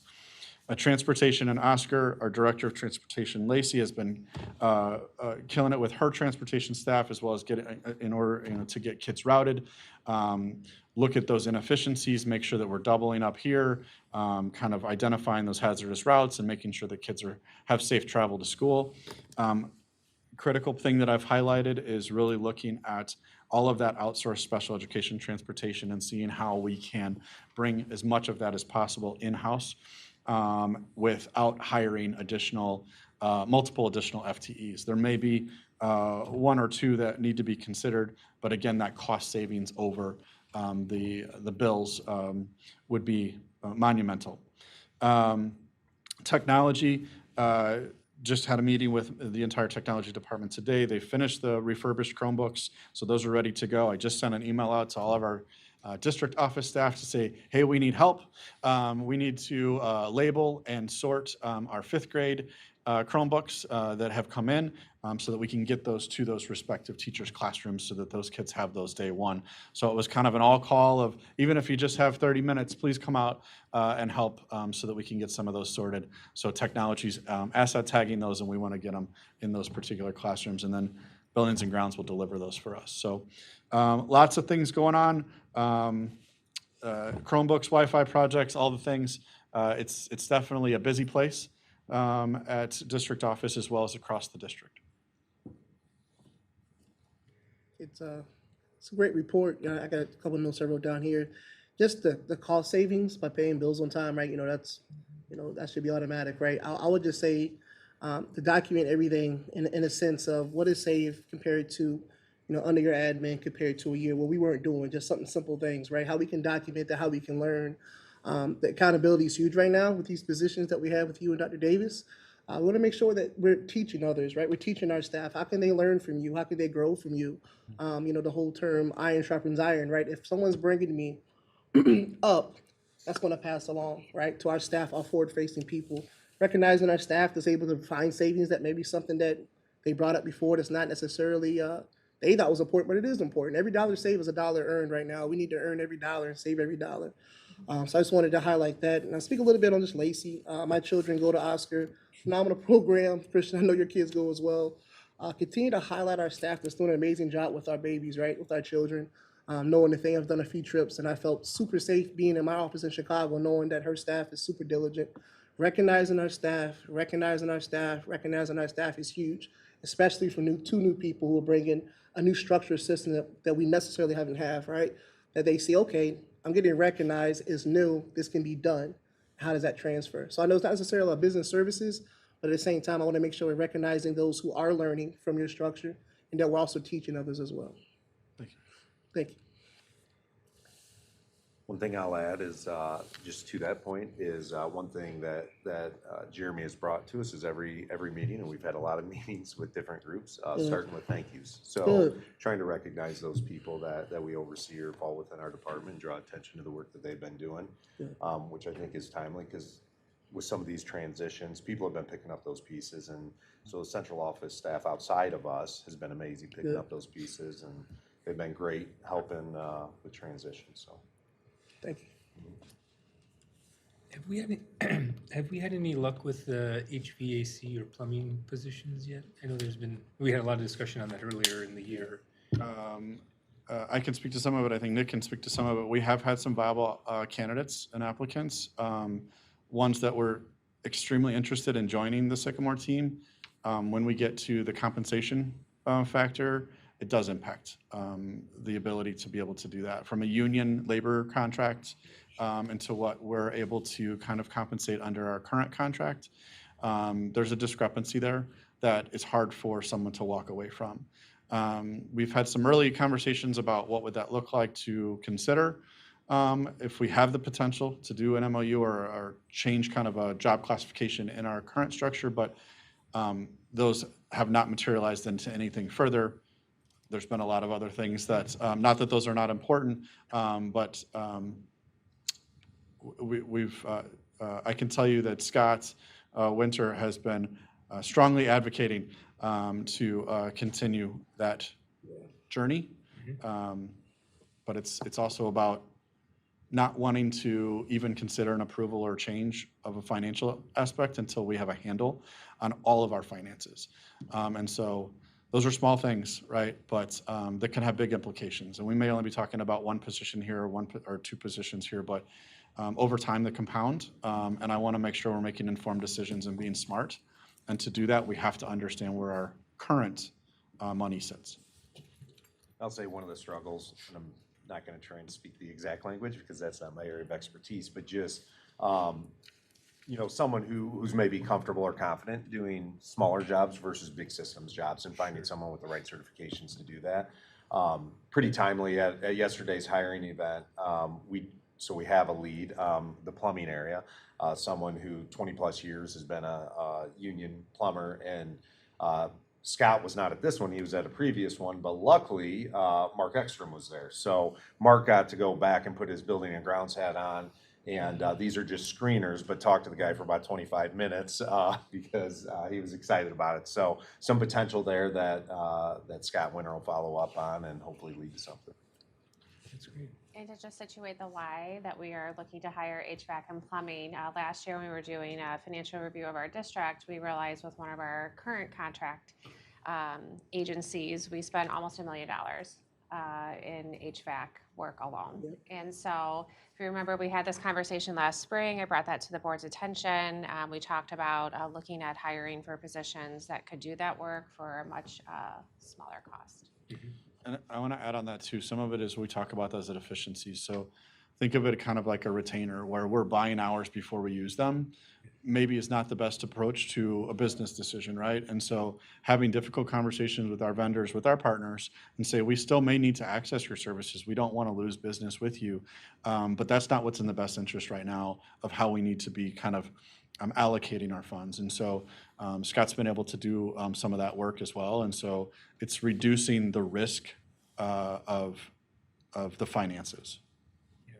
So as you budget, you can predict when these major systems will fail then and how much we need to budget for I would love, if I contracting had that out? crystal ball, I would be in a different position, I think. But I can tell you that having the conversations with our FMG partners and looking at the overall facility conditions, right, which is going to, again, be a presentation at BSC committee on the 11th, that's given us some indication, right? And Scott is having to do a lot with he's having to do a lot with a little.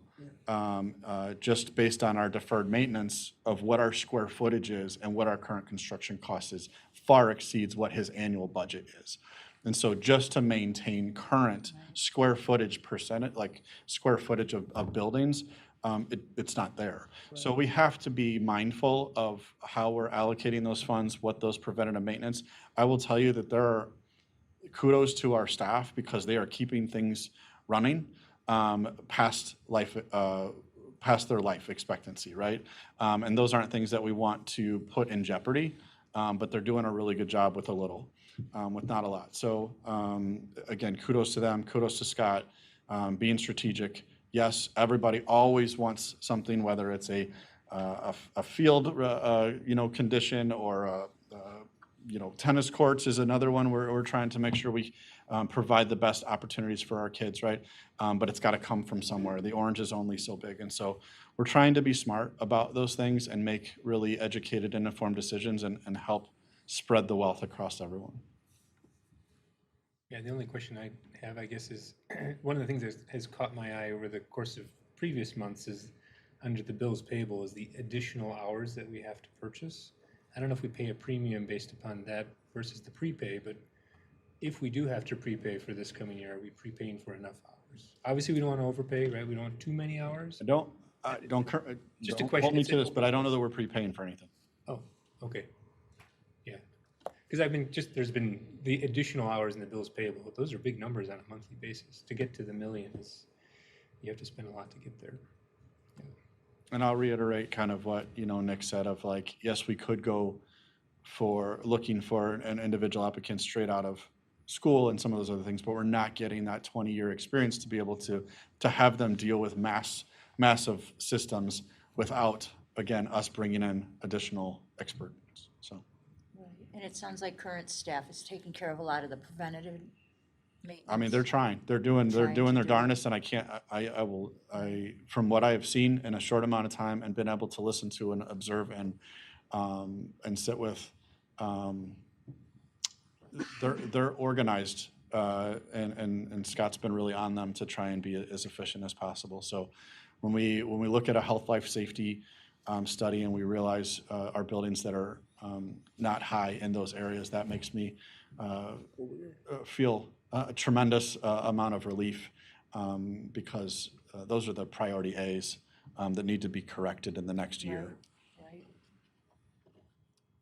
Thank you. So something kind of you bring up, and it's interesting, like I think about ratios, like, so I'm just looking at the school report card, and like our student to teacher ratio as a district is 18-1.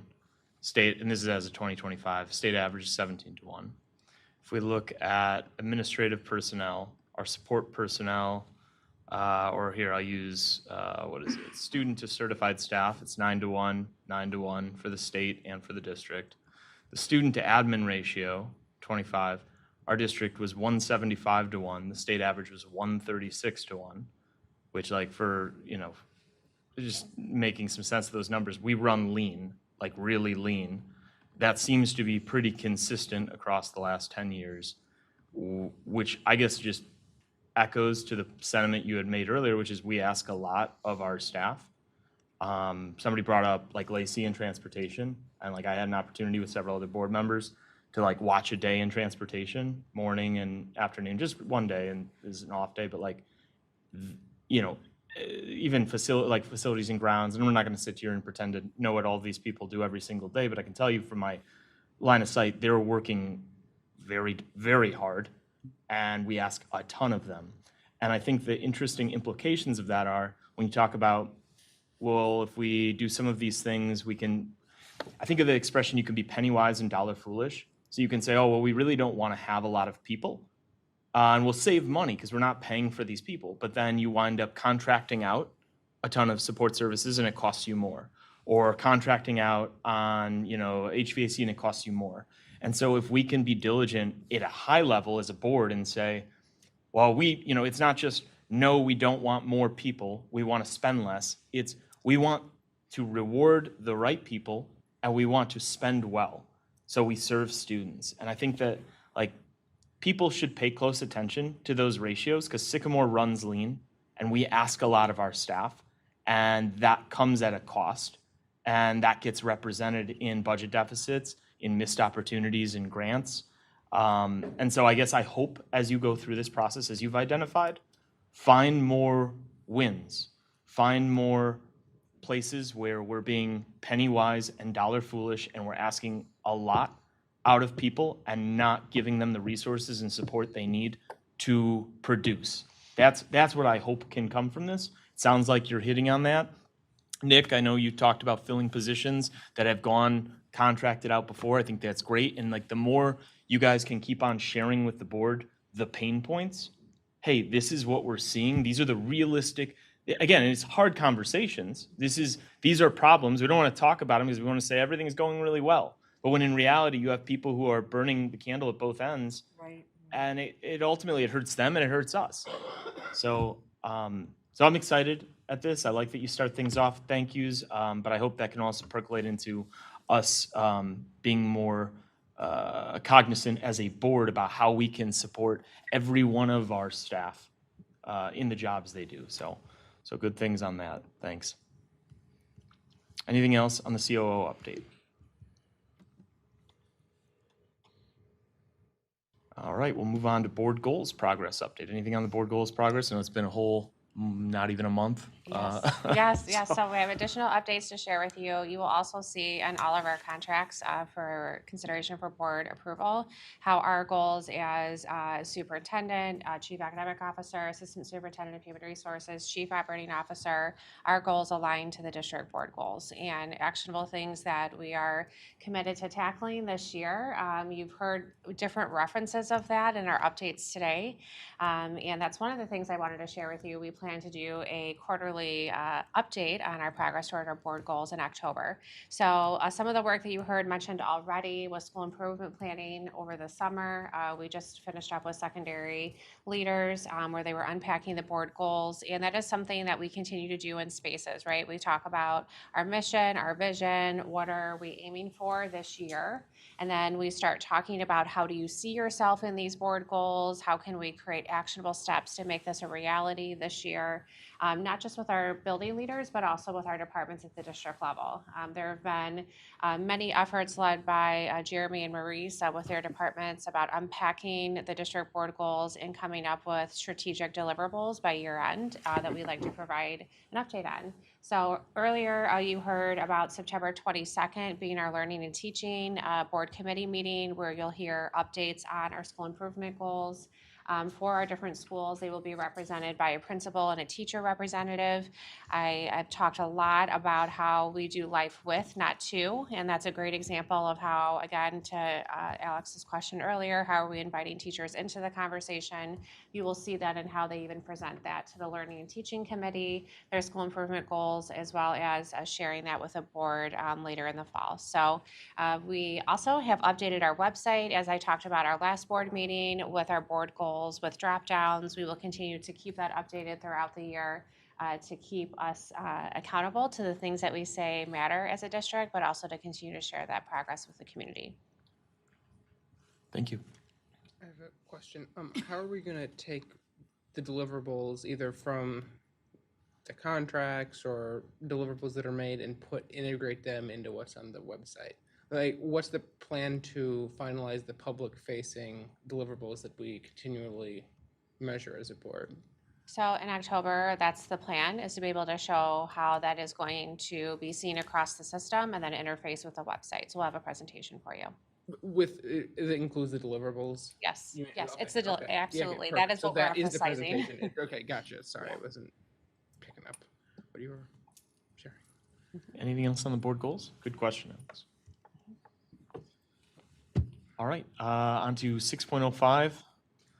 Could I introduce her? Yes, please. Okay, Thank you. so we are honored to have IASB Director Lori Grant here tonight to present an overview of key insights and strategic framework from the Illinois Association of School Boards regarding communication and community engagement tactics.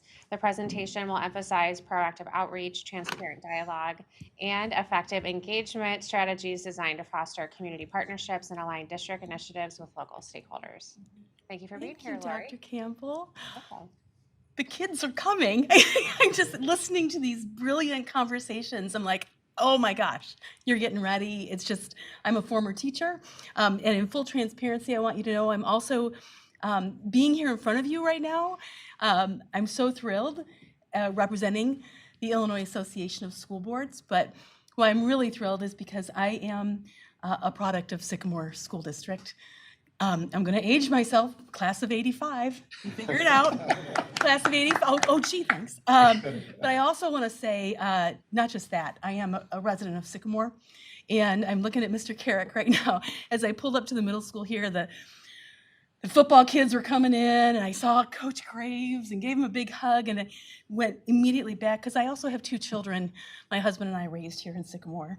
One of them, class of 2014, my daughter Sarah, who started her 8th year as an orchestra director today with 240 students in Indiana. They start really early. And my son, Ryan, class of 2016. And Mr. Carrick, I don't know if you remember this, but right here in this middle school, when he was in 8th grade, he was very much an adolescent boy and football player. Mr. Carrick had to come down from the high school to help my son see the way. And he did, and he actually changed the trajectory. Now he's Dr. Grant and professor at University of North Carolina. So products of Sycamore High School as well. So when I hear this conversation with all of you, it's just, gosh, talking about sports boosters and music boosters and all the things that I personally learned from, but my kids did too. And so I have to start with a thank you to our school board. Thank you for the invitation tonight to tell you a little bit about this workshop that we can deliver for you. I will be brief. If you're looking at the slides right now, there's a lot of slides. I'm not going to, I'm going to slide through a lot of them, but I'm here on behalf of our school board organization. I am the Associate Executive Director of Outreach, Training, and Events. I lead a team of brilliant people who are all here for the same reason, to support school boards, to support school districts on behalf of our nearly 2 million children, students in Illinois. And here in Sycamore, 3,500, is that accurate? 3,600, right? Yeah, 37, wow. The job you do is so important. The 7 volunteer board members at the table right now, our association works and coaches and helps the 6,000 board members in Illinois, including the 7 here at the table, along with their superintendents as a team of 8. It is so important to help boards learn and understand good governance. And we've been around for 116 years. We've had that long to watch school boards and learn from them what is best practice, what goes well, what doesn't go well, and we come out and we help. So I am so grateful for the invitation to just share with you. The school board has worked with us several times already, taken the responsibility to learn and to have professional development and to be the best board they can be. And when you bring in a new superintendent, and new staff, it is so complex. A school district is so complex. It's a miracle every day. I really believe that. When a school day from start to finish, it's a little miracle every single day. So we're here for you. We're here to serve you, but we're also here to thank you because the work that you do, I personally, standing in front of you because of you, because of these buildings, I was the first 7th grade class in Sycamore Middle School. I was the first class right here in this building. And I was the last 6th grade class at Central School, your former administration center. So it's deep. It's deep for me, but it's deep not just for Sycamore, it's deep for Illinois and for the nation, for our public schools. So what I'm here to talk to you about, I'm hoping I can get this to work. Yes, is a workshop that we do. It's community engagement, and the official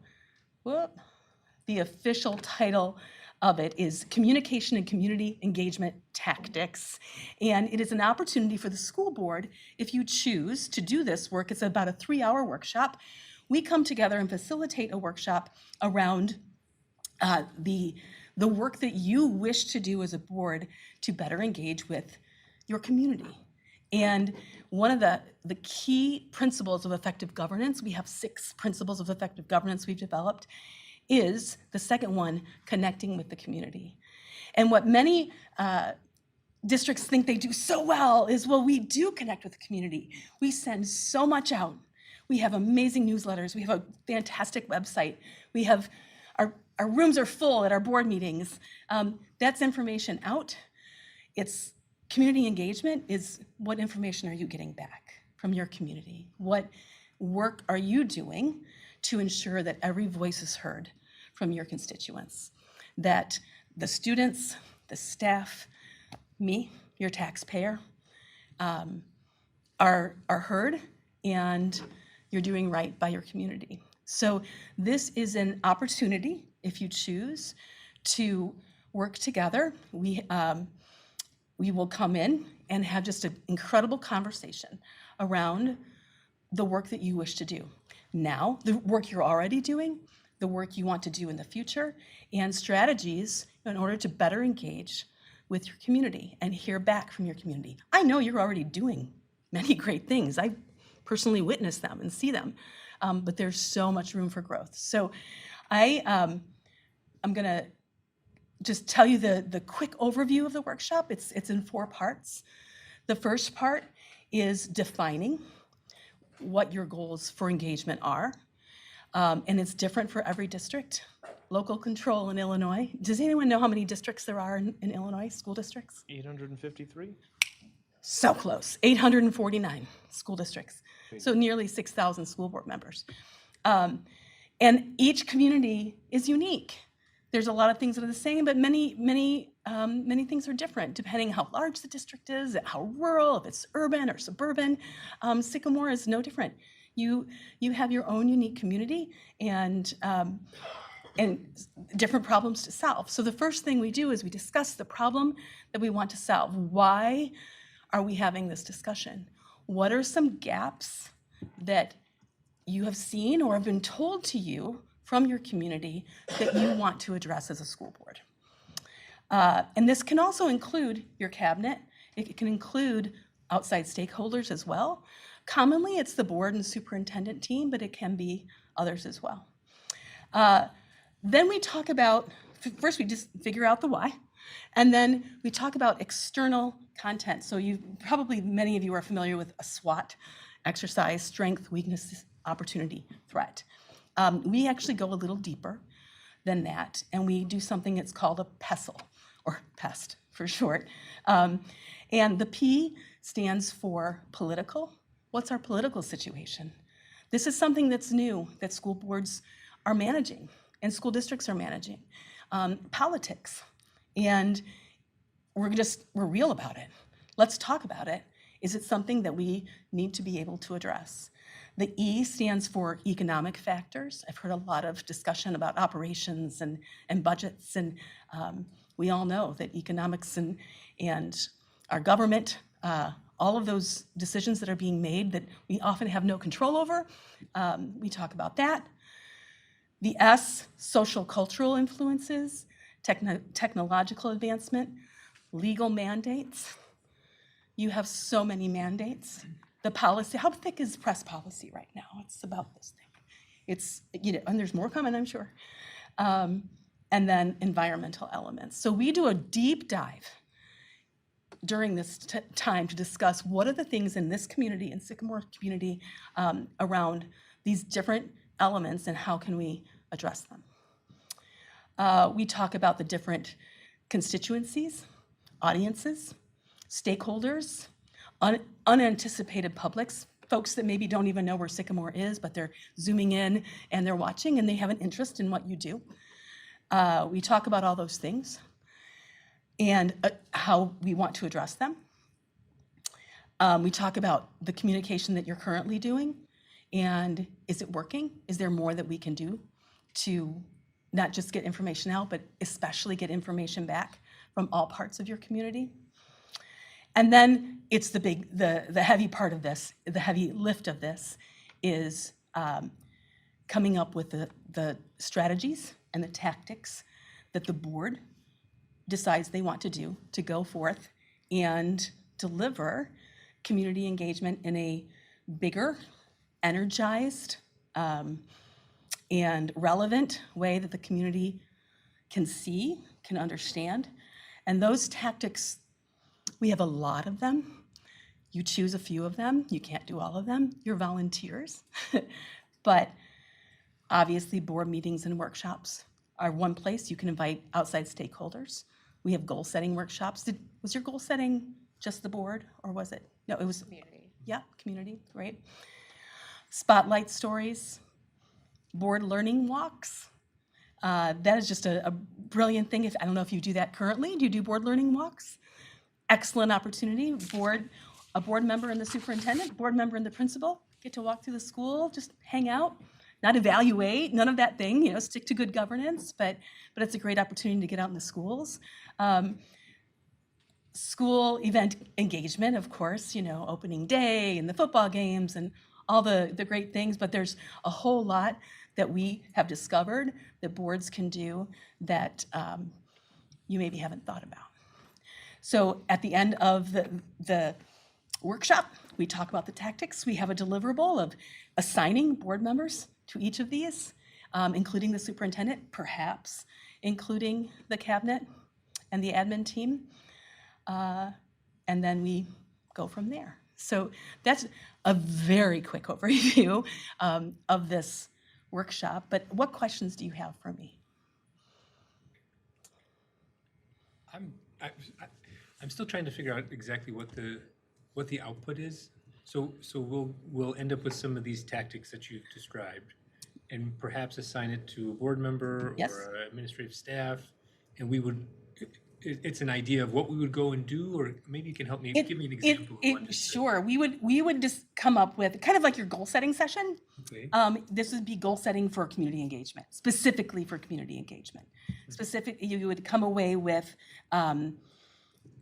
perhaps specific goals with deadlines, specific, measurable, or if you don't think you need to go that far, it is a schedule of September. Board member will attend this. We literally take your school calendar and all of the events in your calendar. What can we do to engage with your community? Can we set up a table at the open house of this? Have you done that yet, school board? Where you have a school board table at an open house? Little things like that to introduce Like a yourself. dunk tank. Yes. To raise some money. Town halls, great. And town halls are great if people show up. That's the problem. Right. Is that's Right. that's the, Right. our issue, in my opinion. Yeah. Is we're trying to host it. How do we get the people to come? Is what. That's the point of this exercise. It's you go to them. You don't wait for them to come to you. Yep. And I think that, and I know that sounds so basic, and hey, workshop over, we got it, okay. Look at the calendar, I'll go here. But really, there are so many opportunities for you to go to them. But you have to be very strategic about it because, again, you are volunteers. You work full-time. This is a volunteer position, elected position, but you can spread the wealth in many ways. But the key is to go to them, truly. Because they're so, your community is so busy too. One of the examples you have is hold coffee on your corner meetings with stakeholders. Can you help me understand what that looks like? Sure. Yeah. Hey, community, I'm going to be at Starbucks. I'm going to be, this day, this time, come chat with me. And you show up. Now, again, will they? They're drop their kids off at school. That, those that can work. But it's maybe if a PTO is already having a coffee, you go to that coffee. So there's all kinds, and you can see the slides there. And I want to also let you know that the slides that I've shared with you are a tiny portion of this. And there's a lot of deliverable printables that we work through and some charts and graphs and all the kinds of things. But like the student board member, like we're going to hopefully have a student board member I'm so at the excited. next one. I mean, do you think there, on some level, will there be an opportunity to diagnose our current practices against best practices and then fill in the gaps too? That's a part of this workshop. That's the first, I'm sorry, I glanced through it because I looked at your agenda and you still have a long way to go. So I didn't want to take up too much of your time. But the first part of that workshop is that PESTLE exercise is to address where are we now? Okay. What's the current status? Where do we want to go? How are we going to get there? Yeah. Where are we? Where do we want to go? How will we do it? And that's where the tactics piece comes in, the coffee corners. Gotcha. Yeah. Sounds like a worthwhile exercise. Yeah. To say that one more time. Sounds like a worthwhile exercise. Oh, worthwhile, good. I thought you said roll call exercise. I'm like, I don't know, are you voting? Yes, no, it is. I will tell you the districts that have done it have been changed by it. And they're, because it is so hard for your community to come to a meeting on, especially once school starts, when they're trying to get their kids to soccer and football practice. And this is the hardest of all these when we go through the principles of effective governance and we talk with boards, and this piece, community engagement, is always the greatest struggle that boards deal with. It's universal. It really is. I would say 95% of the boards I've worked with over the past 7 years, which has been a lot of boards, it's community engagement because it's hearing information back from your community because you want to. It's finding ways to do it. And it's often getting you get the same community members, and you want to hear from every corner. One example, they went to one of the retirement homes. I'll tell you what, they ended up spending hours and hours at that retirement home because those folks wouldn't let that person go. They had so many questions. And then they invited them to lunch. And they pay taxes, right? Yep. They are your community members. They pay taxes. And it ended up turning into, now they are on the monthly agenda at the event of this retirement home. The school board member of the month comes and chats with these folks. So, yeah. Well, first, I just want to say, Lori, thanks for being here on such short notice, too. I know, Of course. You're in the community, and I know we've got a lot. So, I for one, think this is a great exercise, I think, for our board, if nothing else, to identify what we're doing well, what we could improve on. Right.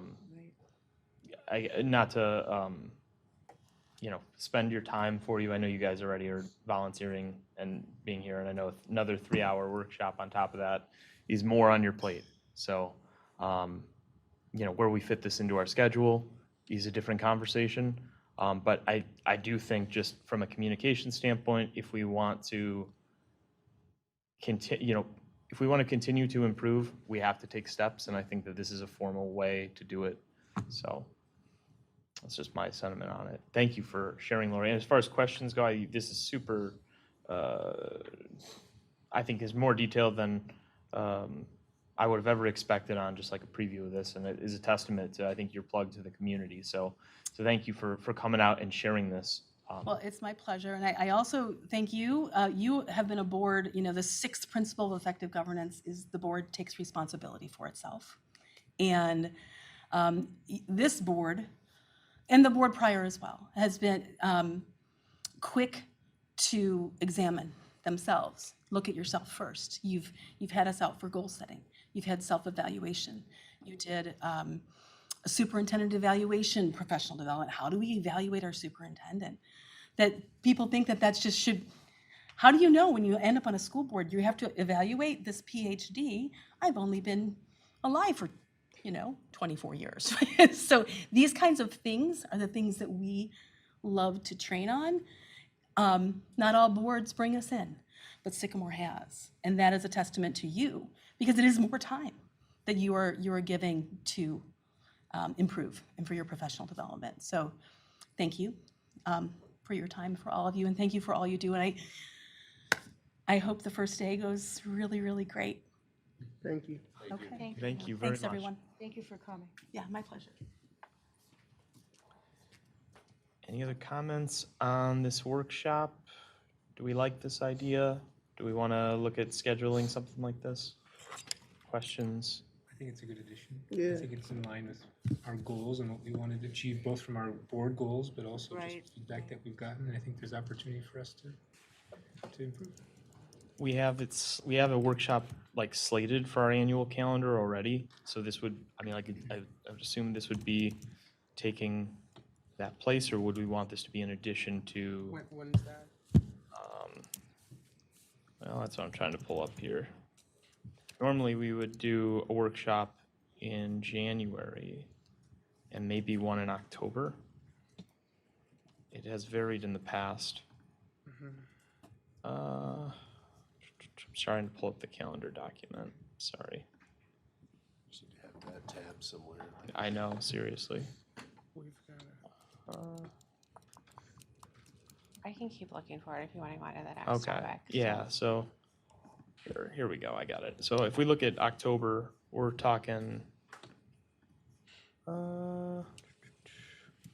it's pretty tight, but we should be able to, we have one slated for March, one slated for January.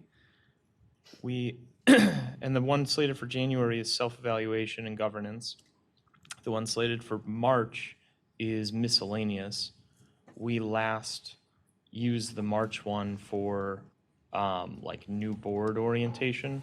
So we could use the March workshop spot and move up the timetable on this. I don't know if we want to wait until March. No, probably not. I don't think so. I'm almost thinking a Saturday, maybe. If it's 4 hours. I think it's 3 hours here. Let's.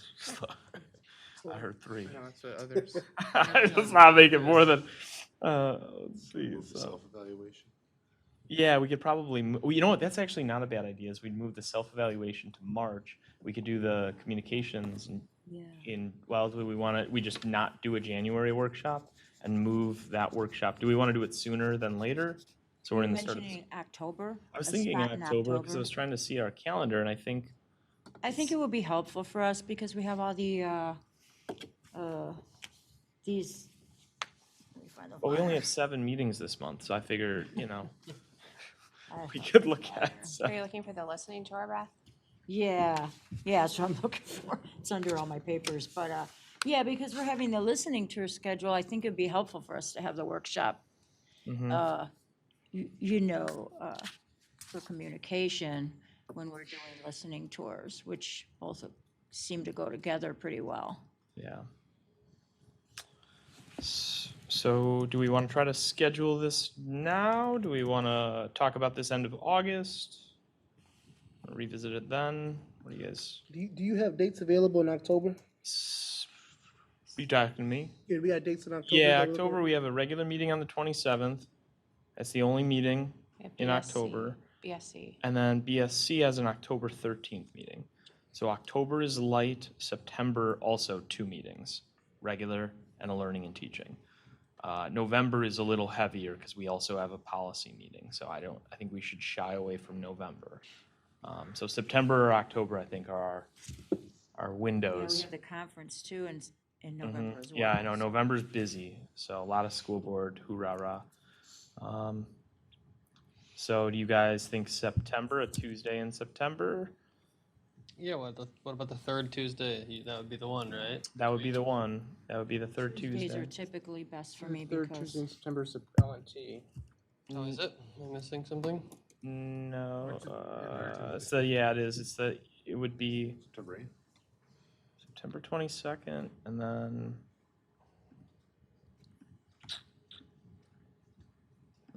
I can do the 1st or the 8th. okay, That's it for me. the 1st or the 8th. How do either of those days look for you guys? 1st or the 8th? Make those work. Mm-hmm. You talking October, Alex? October. September, he's talking. Oh, September 1st. 1st or the 8th. I cannot do September, wait, September. yeah, 1st. yeah, I could do September 1st. Yeah, both those days It's were. not October 1st. Either are fine with me. Yep, either work for me. Okay, great. Might So be a childcare, but we'll see. yeah. Laura, you don't happen to know scheduling wise if September 1st or the 8th work. Can we give you both those dates as just tentatives and see what lands? Well, I'll tell you what, if my team can't do it, I will. Aw, shucks. This Even is better. at night, correct? Kristen, or Dr. Campbell, how are you looking for September 1st or the 8th? Are you, I don't know, is it usual for the superintendent to be a part of that, or is that Oh, be very helpful. very Yeah, helpful? Okay, superintendent. great. Yeah, So then, very would that work for Yep. you? Okay, great. We're talking about the evening? September 1st or the 8th, it seems like both are open. Unless not, what's that? Are we talking about the evening? Yeah, evening. Okay, Mhm. okay, good. What if we did it like at 5 and 8 separate together or something, just try to get it going? If it were 5 would put us out of here at 9. I mean, frankly, we're pretty. Well, it's 6 to, I mean, so you were talking 3 hours, right? Maximum. So Maximum. 6 to 9. Okay. Yeah, so, As much as we can. Yeah. okay, to so 6, 9. 6 to 9 then on a, all right. We like this? So it's September 1st, we're shooting for it. 8th. You should- 8th. Oh, 8? Okay, Yeah, September so we 8th. need, so we'll bring this back then on the 25th of August, on the agenda then to update the calendar or put it on whatever the formal process needs to be. And then, Dr. Campbell, can you work with Lori to bring, or Mrs. Grant to bring back some details for us on that for Yep. the 25th? Awesome. Okay, September. Okey-doke. Anything else on this item? 6 to 9.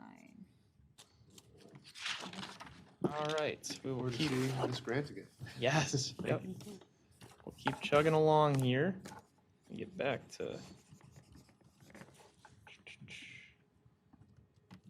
Okay. Yep. All right. So, board committee reports, I'm just gonna run through. I don't know a lot has happened since I know because scheduling wise, I don't think there's much here, but I'll just touch on it. So teaching and learning, any updates? No update, just the upcoming meeting on the 22nd. Okay, business services, any update? Yeah, just speak. I mean, we've talked about this a little bit at this meeting, but we have an upcoming meeting in a week. It'll have quite a few of its regular standing sort of financial update items on it. But the two big items are going to be a look at the tentative budget, so that'll be very important, as well as a look at the 5-year facilities plan, which is going to be awesome.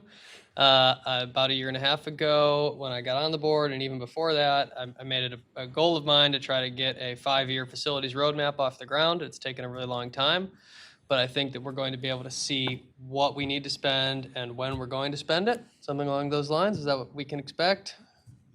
Yes. And it is true that we had a facility plan document created in October of '24. If you take a look at that, I'll be sorely disappointed if that's what we get on August 11th, because while that's got some great information, it's too broad and it's too big. So if you look at it, it's essentially a list of buildings and charges, and if you look at the high school, it needs $33 million, and if you add it all up, it's something like 50 million, but it's very, very broad. It doesn't tell you why, how, or when. And I think it's really, really important to the community to see why, how, and when. And additionally, we're going to get health and life safety information that shows which of these things are, what do they say, priority A? I think that's the wording. You know, which of these things are going to be, you know, the real things that need to get done, how and when. So August 11th is going to be a great day, which we finally, I think, can, with a lot of transparency, show the community kind of where the facilities are at and where we're headed. Am I over-promising? The how and when, I think is still, needs to be continued to problem solve right there. Based on the information that is currently exists, as well as categorizing this as priority 1 and priority A. Those are the things that priority 1 is how we would rate the overall system for things that need to get done in the next 5 years, pending catastrophic failure. And priority A are those health, life, safety components that need to be done within the next 12 months. And so we'll look at both of those broken out by cost, by building, indicating specifically with visuals where those exist in our current footprint, and then understanding what our options are for deliverables, right? And that's part of why PT May is going to be there to present also what a potential funding allocation could look like from a variety of different ways. So we can't get to the how and when until we figure out we have the what, right, that you're going to hear about, and then what are our options for accomplishing the how and when. Okay, so this is our first step on getting to the how and the when. And I think part of from what I've heard and listened to is that there have been multiple aspects of a facility conditions assessment. I'm hopeful then that this is going to be that jumping off point to have that how and when materialize. Great. Funny, whoever came up with priority 1 and priority A, I know it's not in district, it's just like, wow, that, talk about confusing. But something I learned too with the facilities like planning piece and how they lay this out, especially with like the 10-year health, life, safety, is like priority 1, 2, 3, and 4 is not a gradient scale of best to worst. So like, and I think we will talk about this more, but like priority 4 is just a classification, and priority 1 is like a sense of urgency, and then there's an A, B, and C, which is like a separate gradient scale of tiers. So like, you know, made by engineers for engineers, I don't know. But if we could figure out a way to, I don't know, like transpose this or somehow make this in a usable document where the, you know, community and the board can really get our head around. I think one of the things costed was like redoing a parking lot. Like, I don't, you know, and that was in one of the reports, and it was like added on to the list of millions was like repaving something. And it's like, yeah, you know, do you do that when you have asbestos in XYZ? Yeah, just examples, but okay, cool. So good things on that. Policy, Alex, you got anything? Nope. Okay. We'll meet on August 21st, I believe, today. 24th. 24th? I think it's 24th. Okay. I think. Whatever the Tuesday is. Yep. I'll double check. 22nd. No, the Monday. I'm Is it- really off with my. Yeah, it's Monday the 24th. Monday the of 24th. August. Okay, thank you. Great. Parent-teacher advisory and behavioral intervention. We met last night. We had a very good discussion on the handbooks, on cell phone usage within the schools in light of Illinois law, and also sounds like we've been already doing a really good job with that. We had a good conversation about staff and communication and how that's utilized.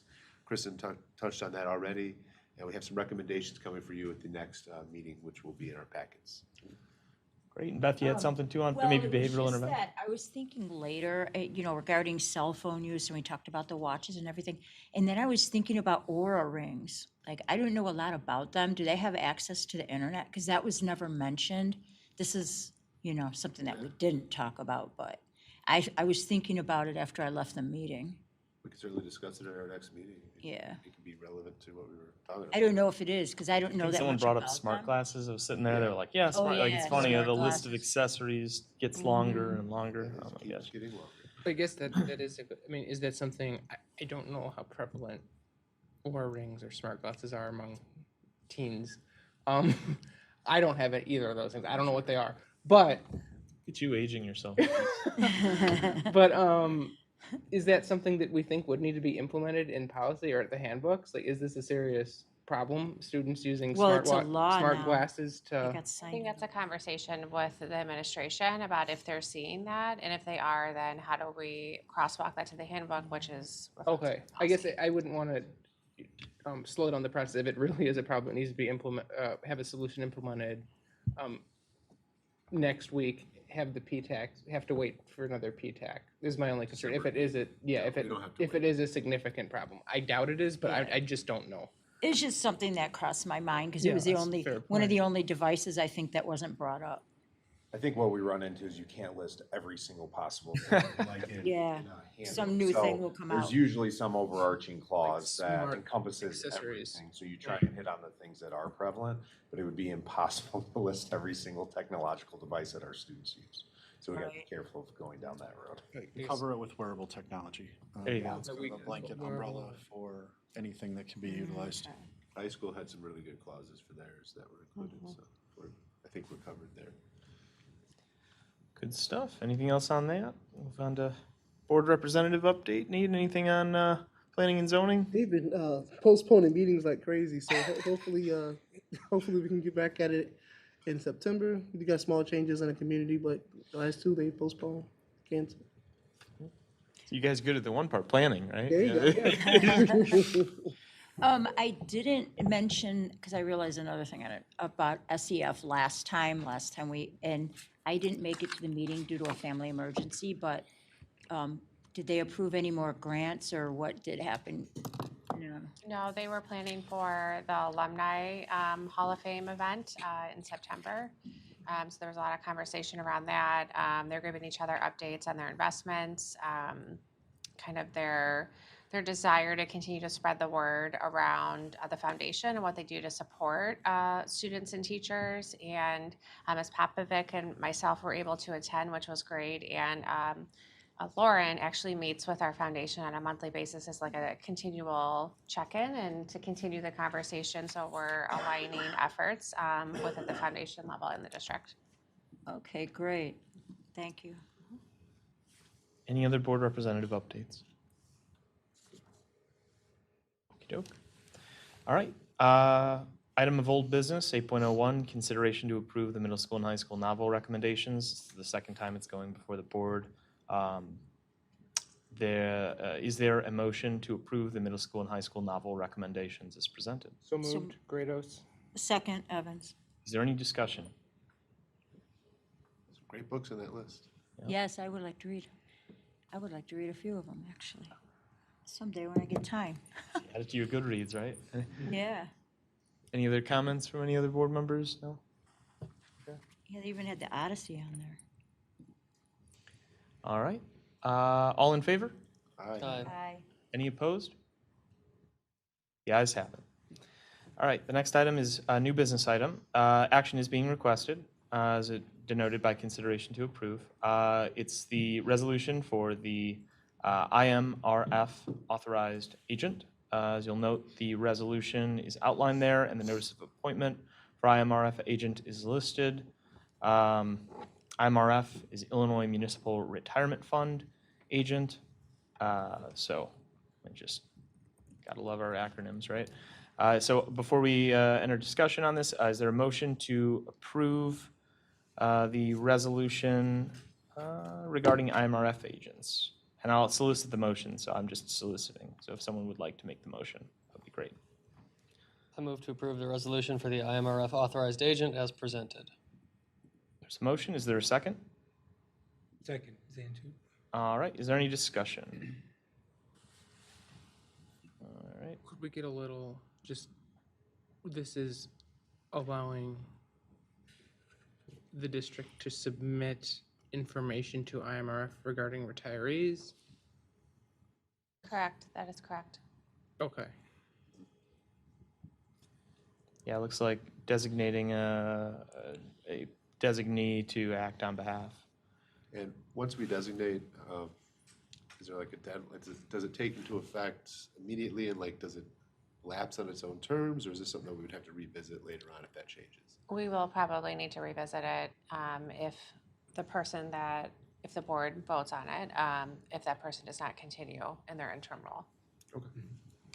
And we have to have an authorized agent, and with the transitions, we need to name an authorized agent.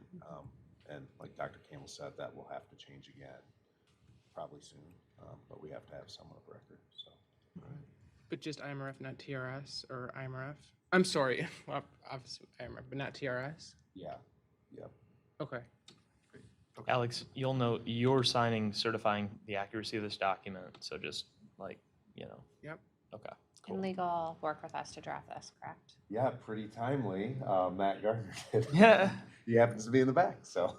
You just finished it. This one actually needs a secretary's certificate too, so, okay. Okey doke. So we have had some discussion. Any further discussion? Okay. Does everything look, just confirm? Yeah, I gave it a Looks pass fine? too. I Okay. looks correct. They spelled your name right, so no. All right, Kelly, would you call the roll? Coppell, Yes. Evans, Yes. Grados, Yes. Regner, Yes. Russell, Yes. Santu, Yes. DeVito, Yes. motion carried. All right. Let's see. Last item on the new business agenda, authorization to prepare the fiscal year 26-27 tentative budget. So I will solicit a motion that the Board of Education authorize the interim director of finance to prepare the tentative budget for Sycamore Community Unit School District number 427 for the 26-27 fiscal year in accordance with the Illinois School Code. So soliciting that motion. Second. Sorry, I apologize. I solicited the motion, so Yeah, That's she- it. you're moving. Okay, you've second. seconded. Gotcha. Thank You you. moved, correct, Beth? Yes. Second, Regnery. All right. Any discussion? Just, we've already started working on the budget. This is just codifying the work, It's formalizing it. or formalizing. Okay. Yeah, it's funny. The budget process is like this ongoing cyclical needs amendments, and yeah, we've come to find lots of fun. Okay. Any other discussion on the work here? I know more detail on the tentative budget coming in BSC, right? And then we're going to see it again end of August. Yep. And then again in September. Okay. So there's just a lot. We're going to see this budget a lot. All right. Kelly, would you call the roll? Evans, Yes. Grados, Yes. Regner, Yes. Russell, Yes. Santu, Yes. Coppell, Yeah. DeVito, Yes. All right. Executive session. Is there a motion to enter executive session? Legal matters too. Yeah, I think so. That's what. I would say exemption 1 and what I exemption? think it's 11. I think it's 12. 1. 1 and 12? No, we need 1, 11, and 12. I move to enter closed session pursuant to 5 ILCS 122C 1, 5 ILCS 122C 11, and 5 ILCS 122C 12. There's a motion. Is there a second? Second, Coppell. Moved and seconded. Any discussion? All right, Kelly, would you call the roll? Grados, Yes. Regner, Yes. Russell, Yes. Santu, Coppell, Yes. Evans, Yes. DeVito, Yes. Okey doke. We will be back. There are cookies here too, if anyone wants them. See, I said that at the end of the meeting.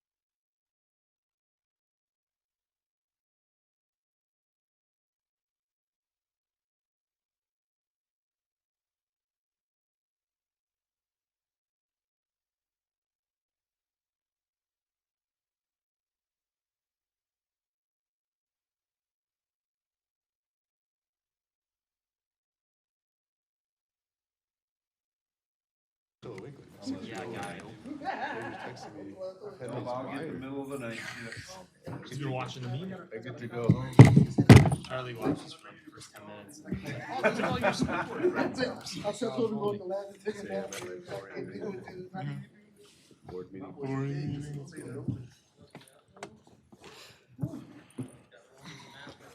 Rich, let me know when we're online. We good? Whenever we're ready? Okay. All right, we are live. Back from executive session. It's 10 o'clock. Got some items here. First, consideration to approve personnel report. Is there a motion to approve the personnel report as presented? So moved. Second. Moved and seconded. Any discussion? Okay, a lot of good people. A lot of good people. Thank you, Nick. Kelly, would you call the roll? Russell? Yes. Santu? Yes. Koppel? Yes. Evans? Yes. Kratos? Yes. Regnery? Aye. DeVito? Yes. Motion carried. Next item on the agenda, consideration to approve the amended employment contract to include goals for the Assistant Superintendent for Human Resources. Is there a motion? So moved. Second, Russell. Moved and seconded. Any discussion? Just add, Nick, I commend you for these goals inclusion. I think these are ambitious, and I am grateful for your commitment to the district, and I'm sure you and Dr. Campbell will work through the process to, see to it that this is a great inclusion for the benefit of Sycamore students. We're lucky to have you. Yep. Any other discussion? All right, Kelly, would you call the roll? Santu? Yes. Koppel? Yes. Evans? Yes. Kratos? Yes. Regnery? Yes. Russell? Yes. DeVito? Yes. Motion carried. Item 11.03, consideration to approve the amended employment contract to include goals for the Chief Academic Officer.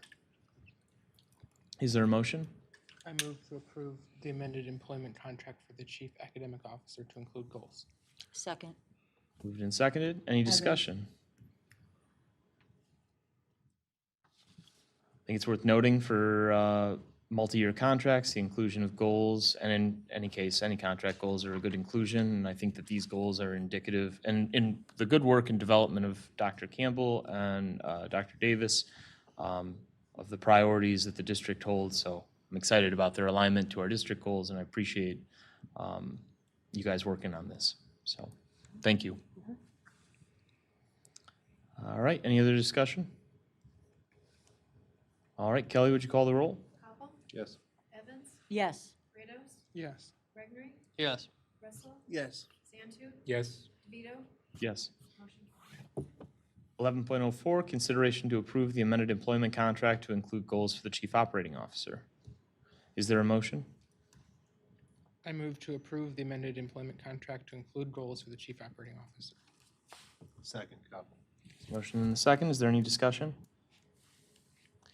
I would just note that these goals, as well as the others, have a lot of timing deliverable sections to them. I think that's a really nice way to structure goals for both the board to look at, although it's really not for the superintendent goals, but for the superintendent to look at, for the community to have. I think they're really clear, and I think that's very powerful. People ask what these people are going to do. I think this, along with the job description, just outlines the hard work that these roles and these people have to participate in. And I think that there's a level of transparency here that is unprecedented. And I think we as a board, and just speaking for myself personally, I'm grateful for the work you guys put into this. So thank you. Any other discussion?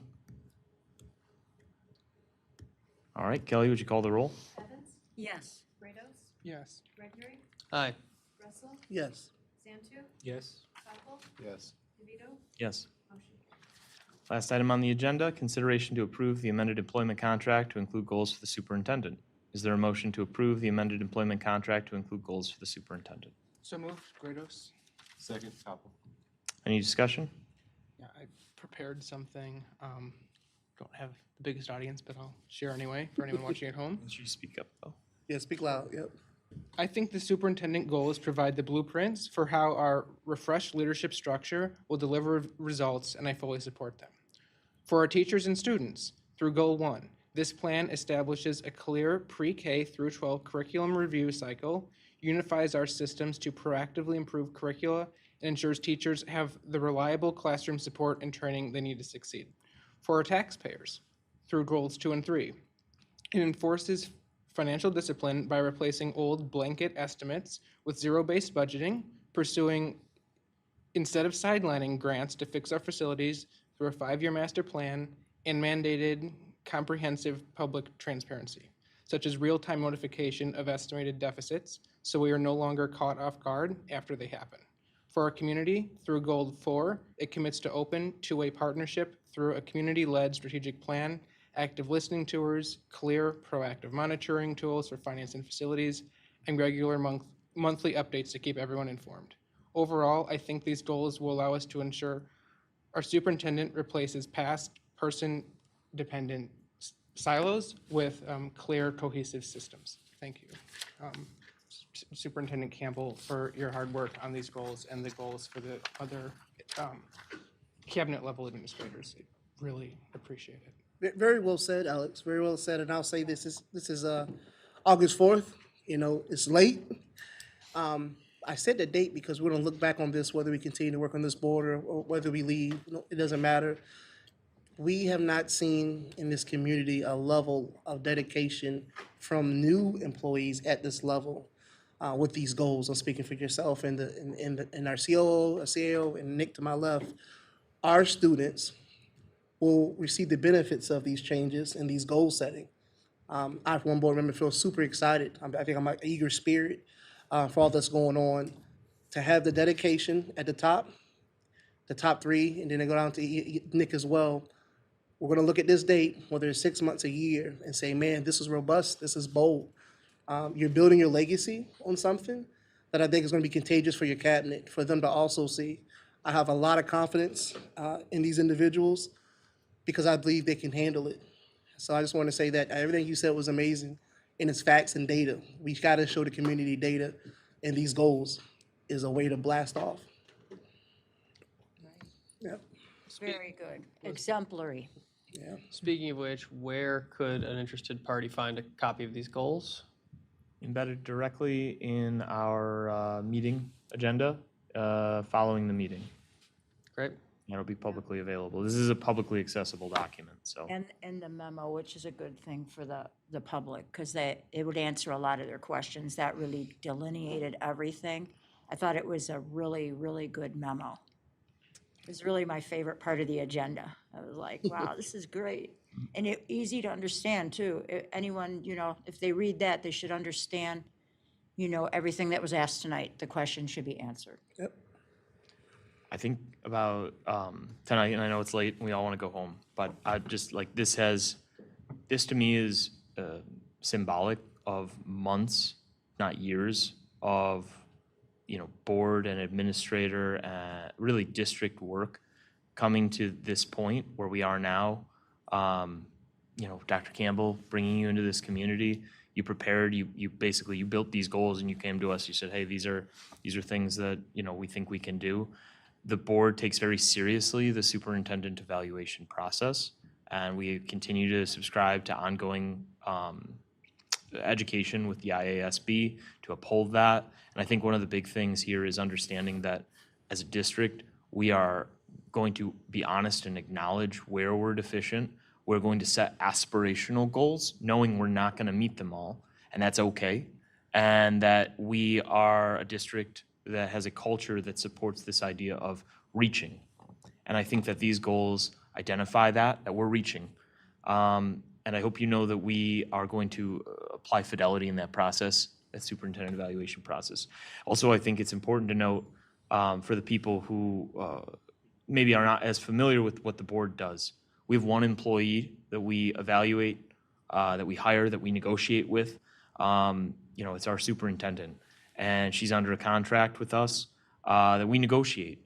And we go through that process. It has to be mutually agreeable. We have to think that we can have a right fit to hit these goals and that we can make this happen. And, Dr. Campbell is the right person for this job, and I think that these goals are emblematic of that work.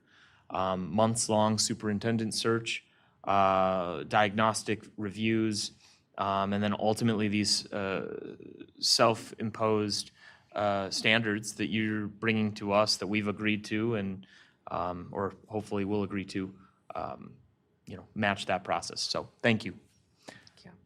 Any other comments on this? Okay, Kelly, would you call the roll? Kratos, Yes. Gregory, Aye. Russell, Yes. Santu, Yes. Koppel, Yes. Evans, Yes. DeVito, Yes. motion carried. All right, this meeting stands adjourned. All right. Everyone have a good night.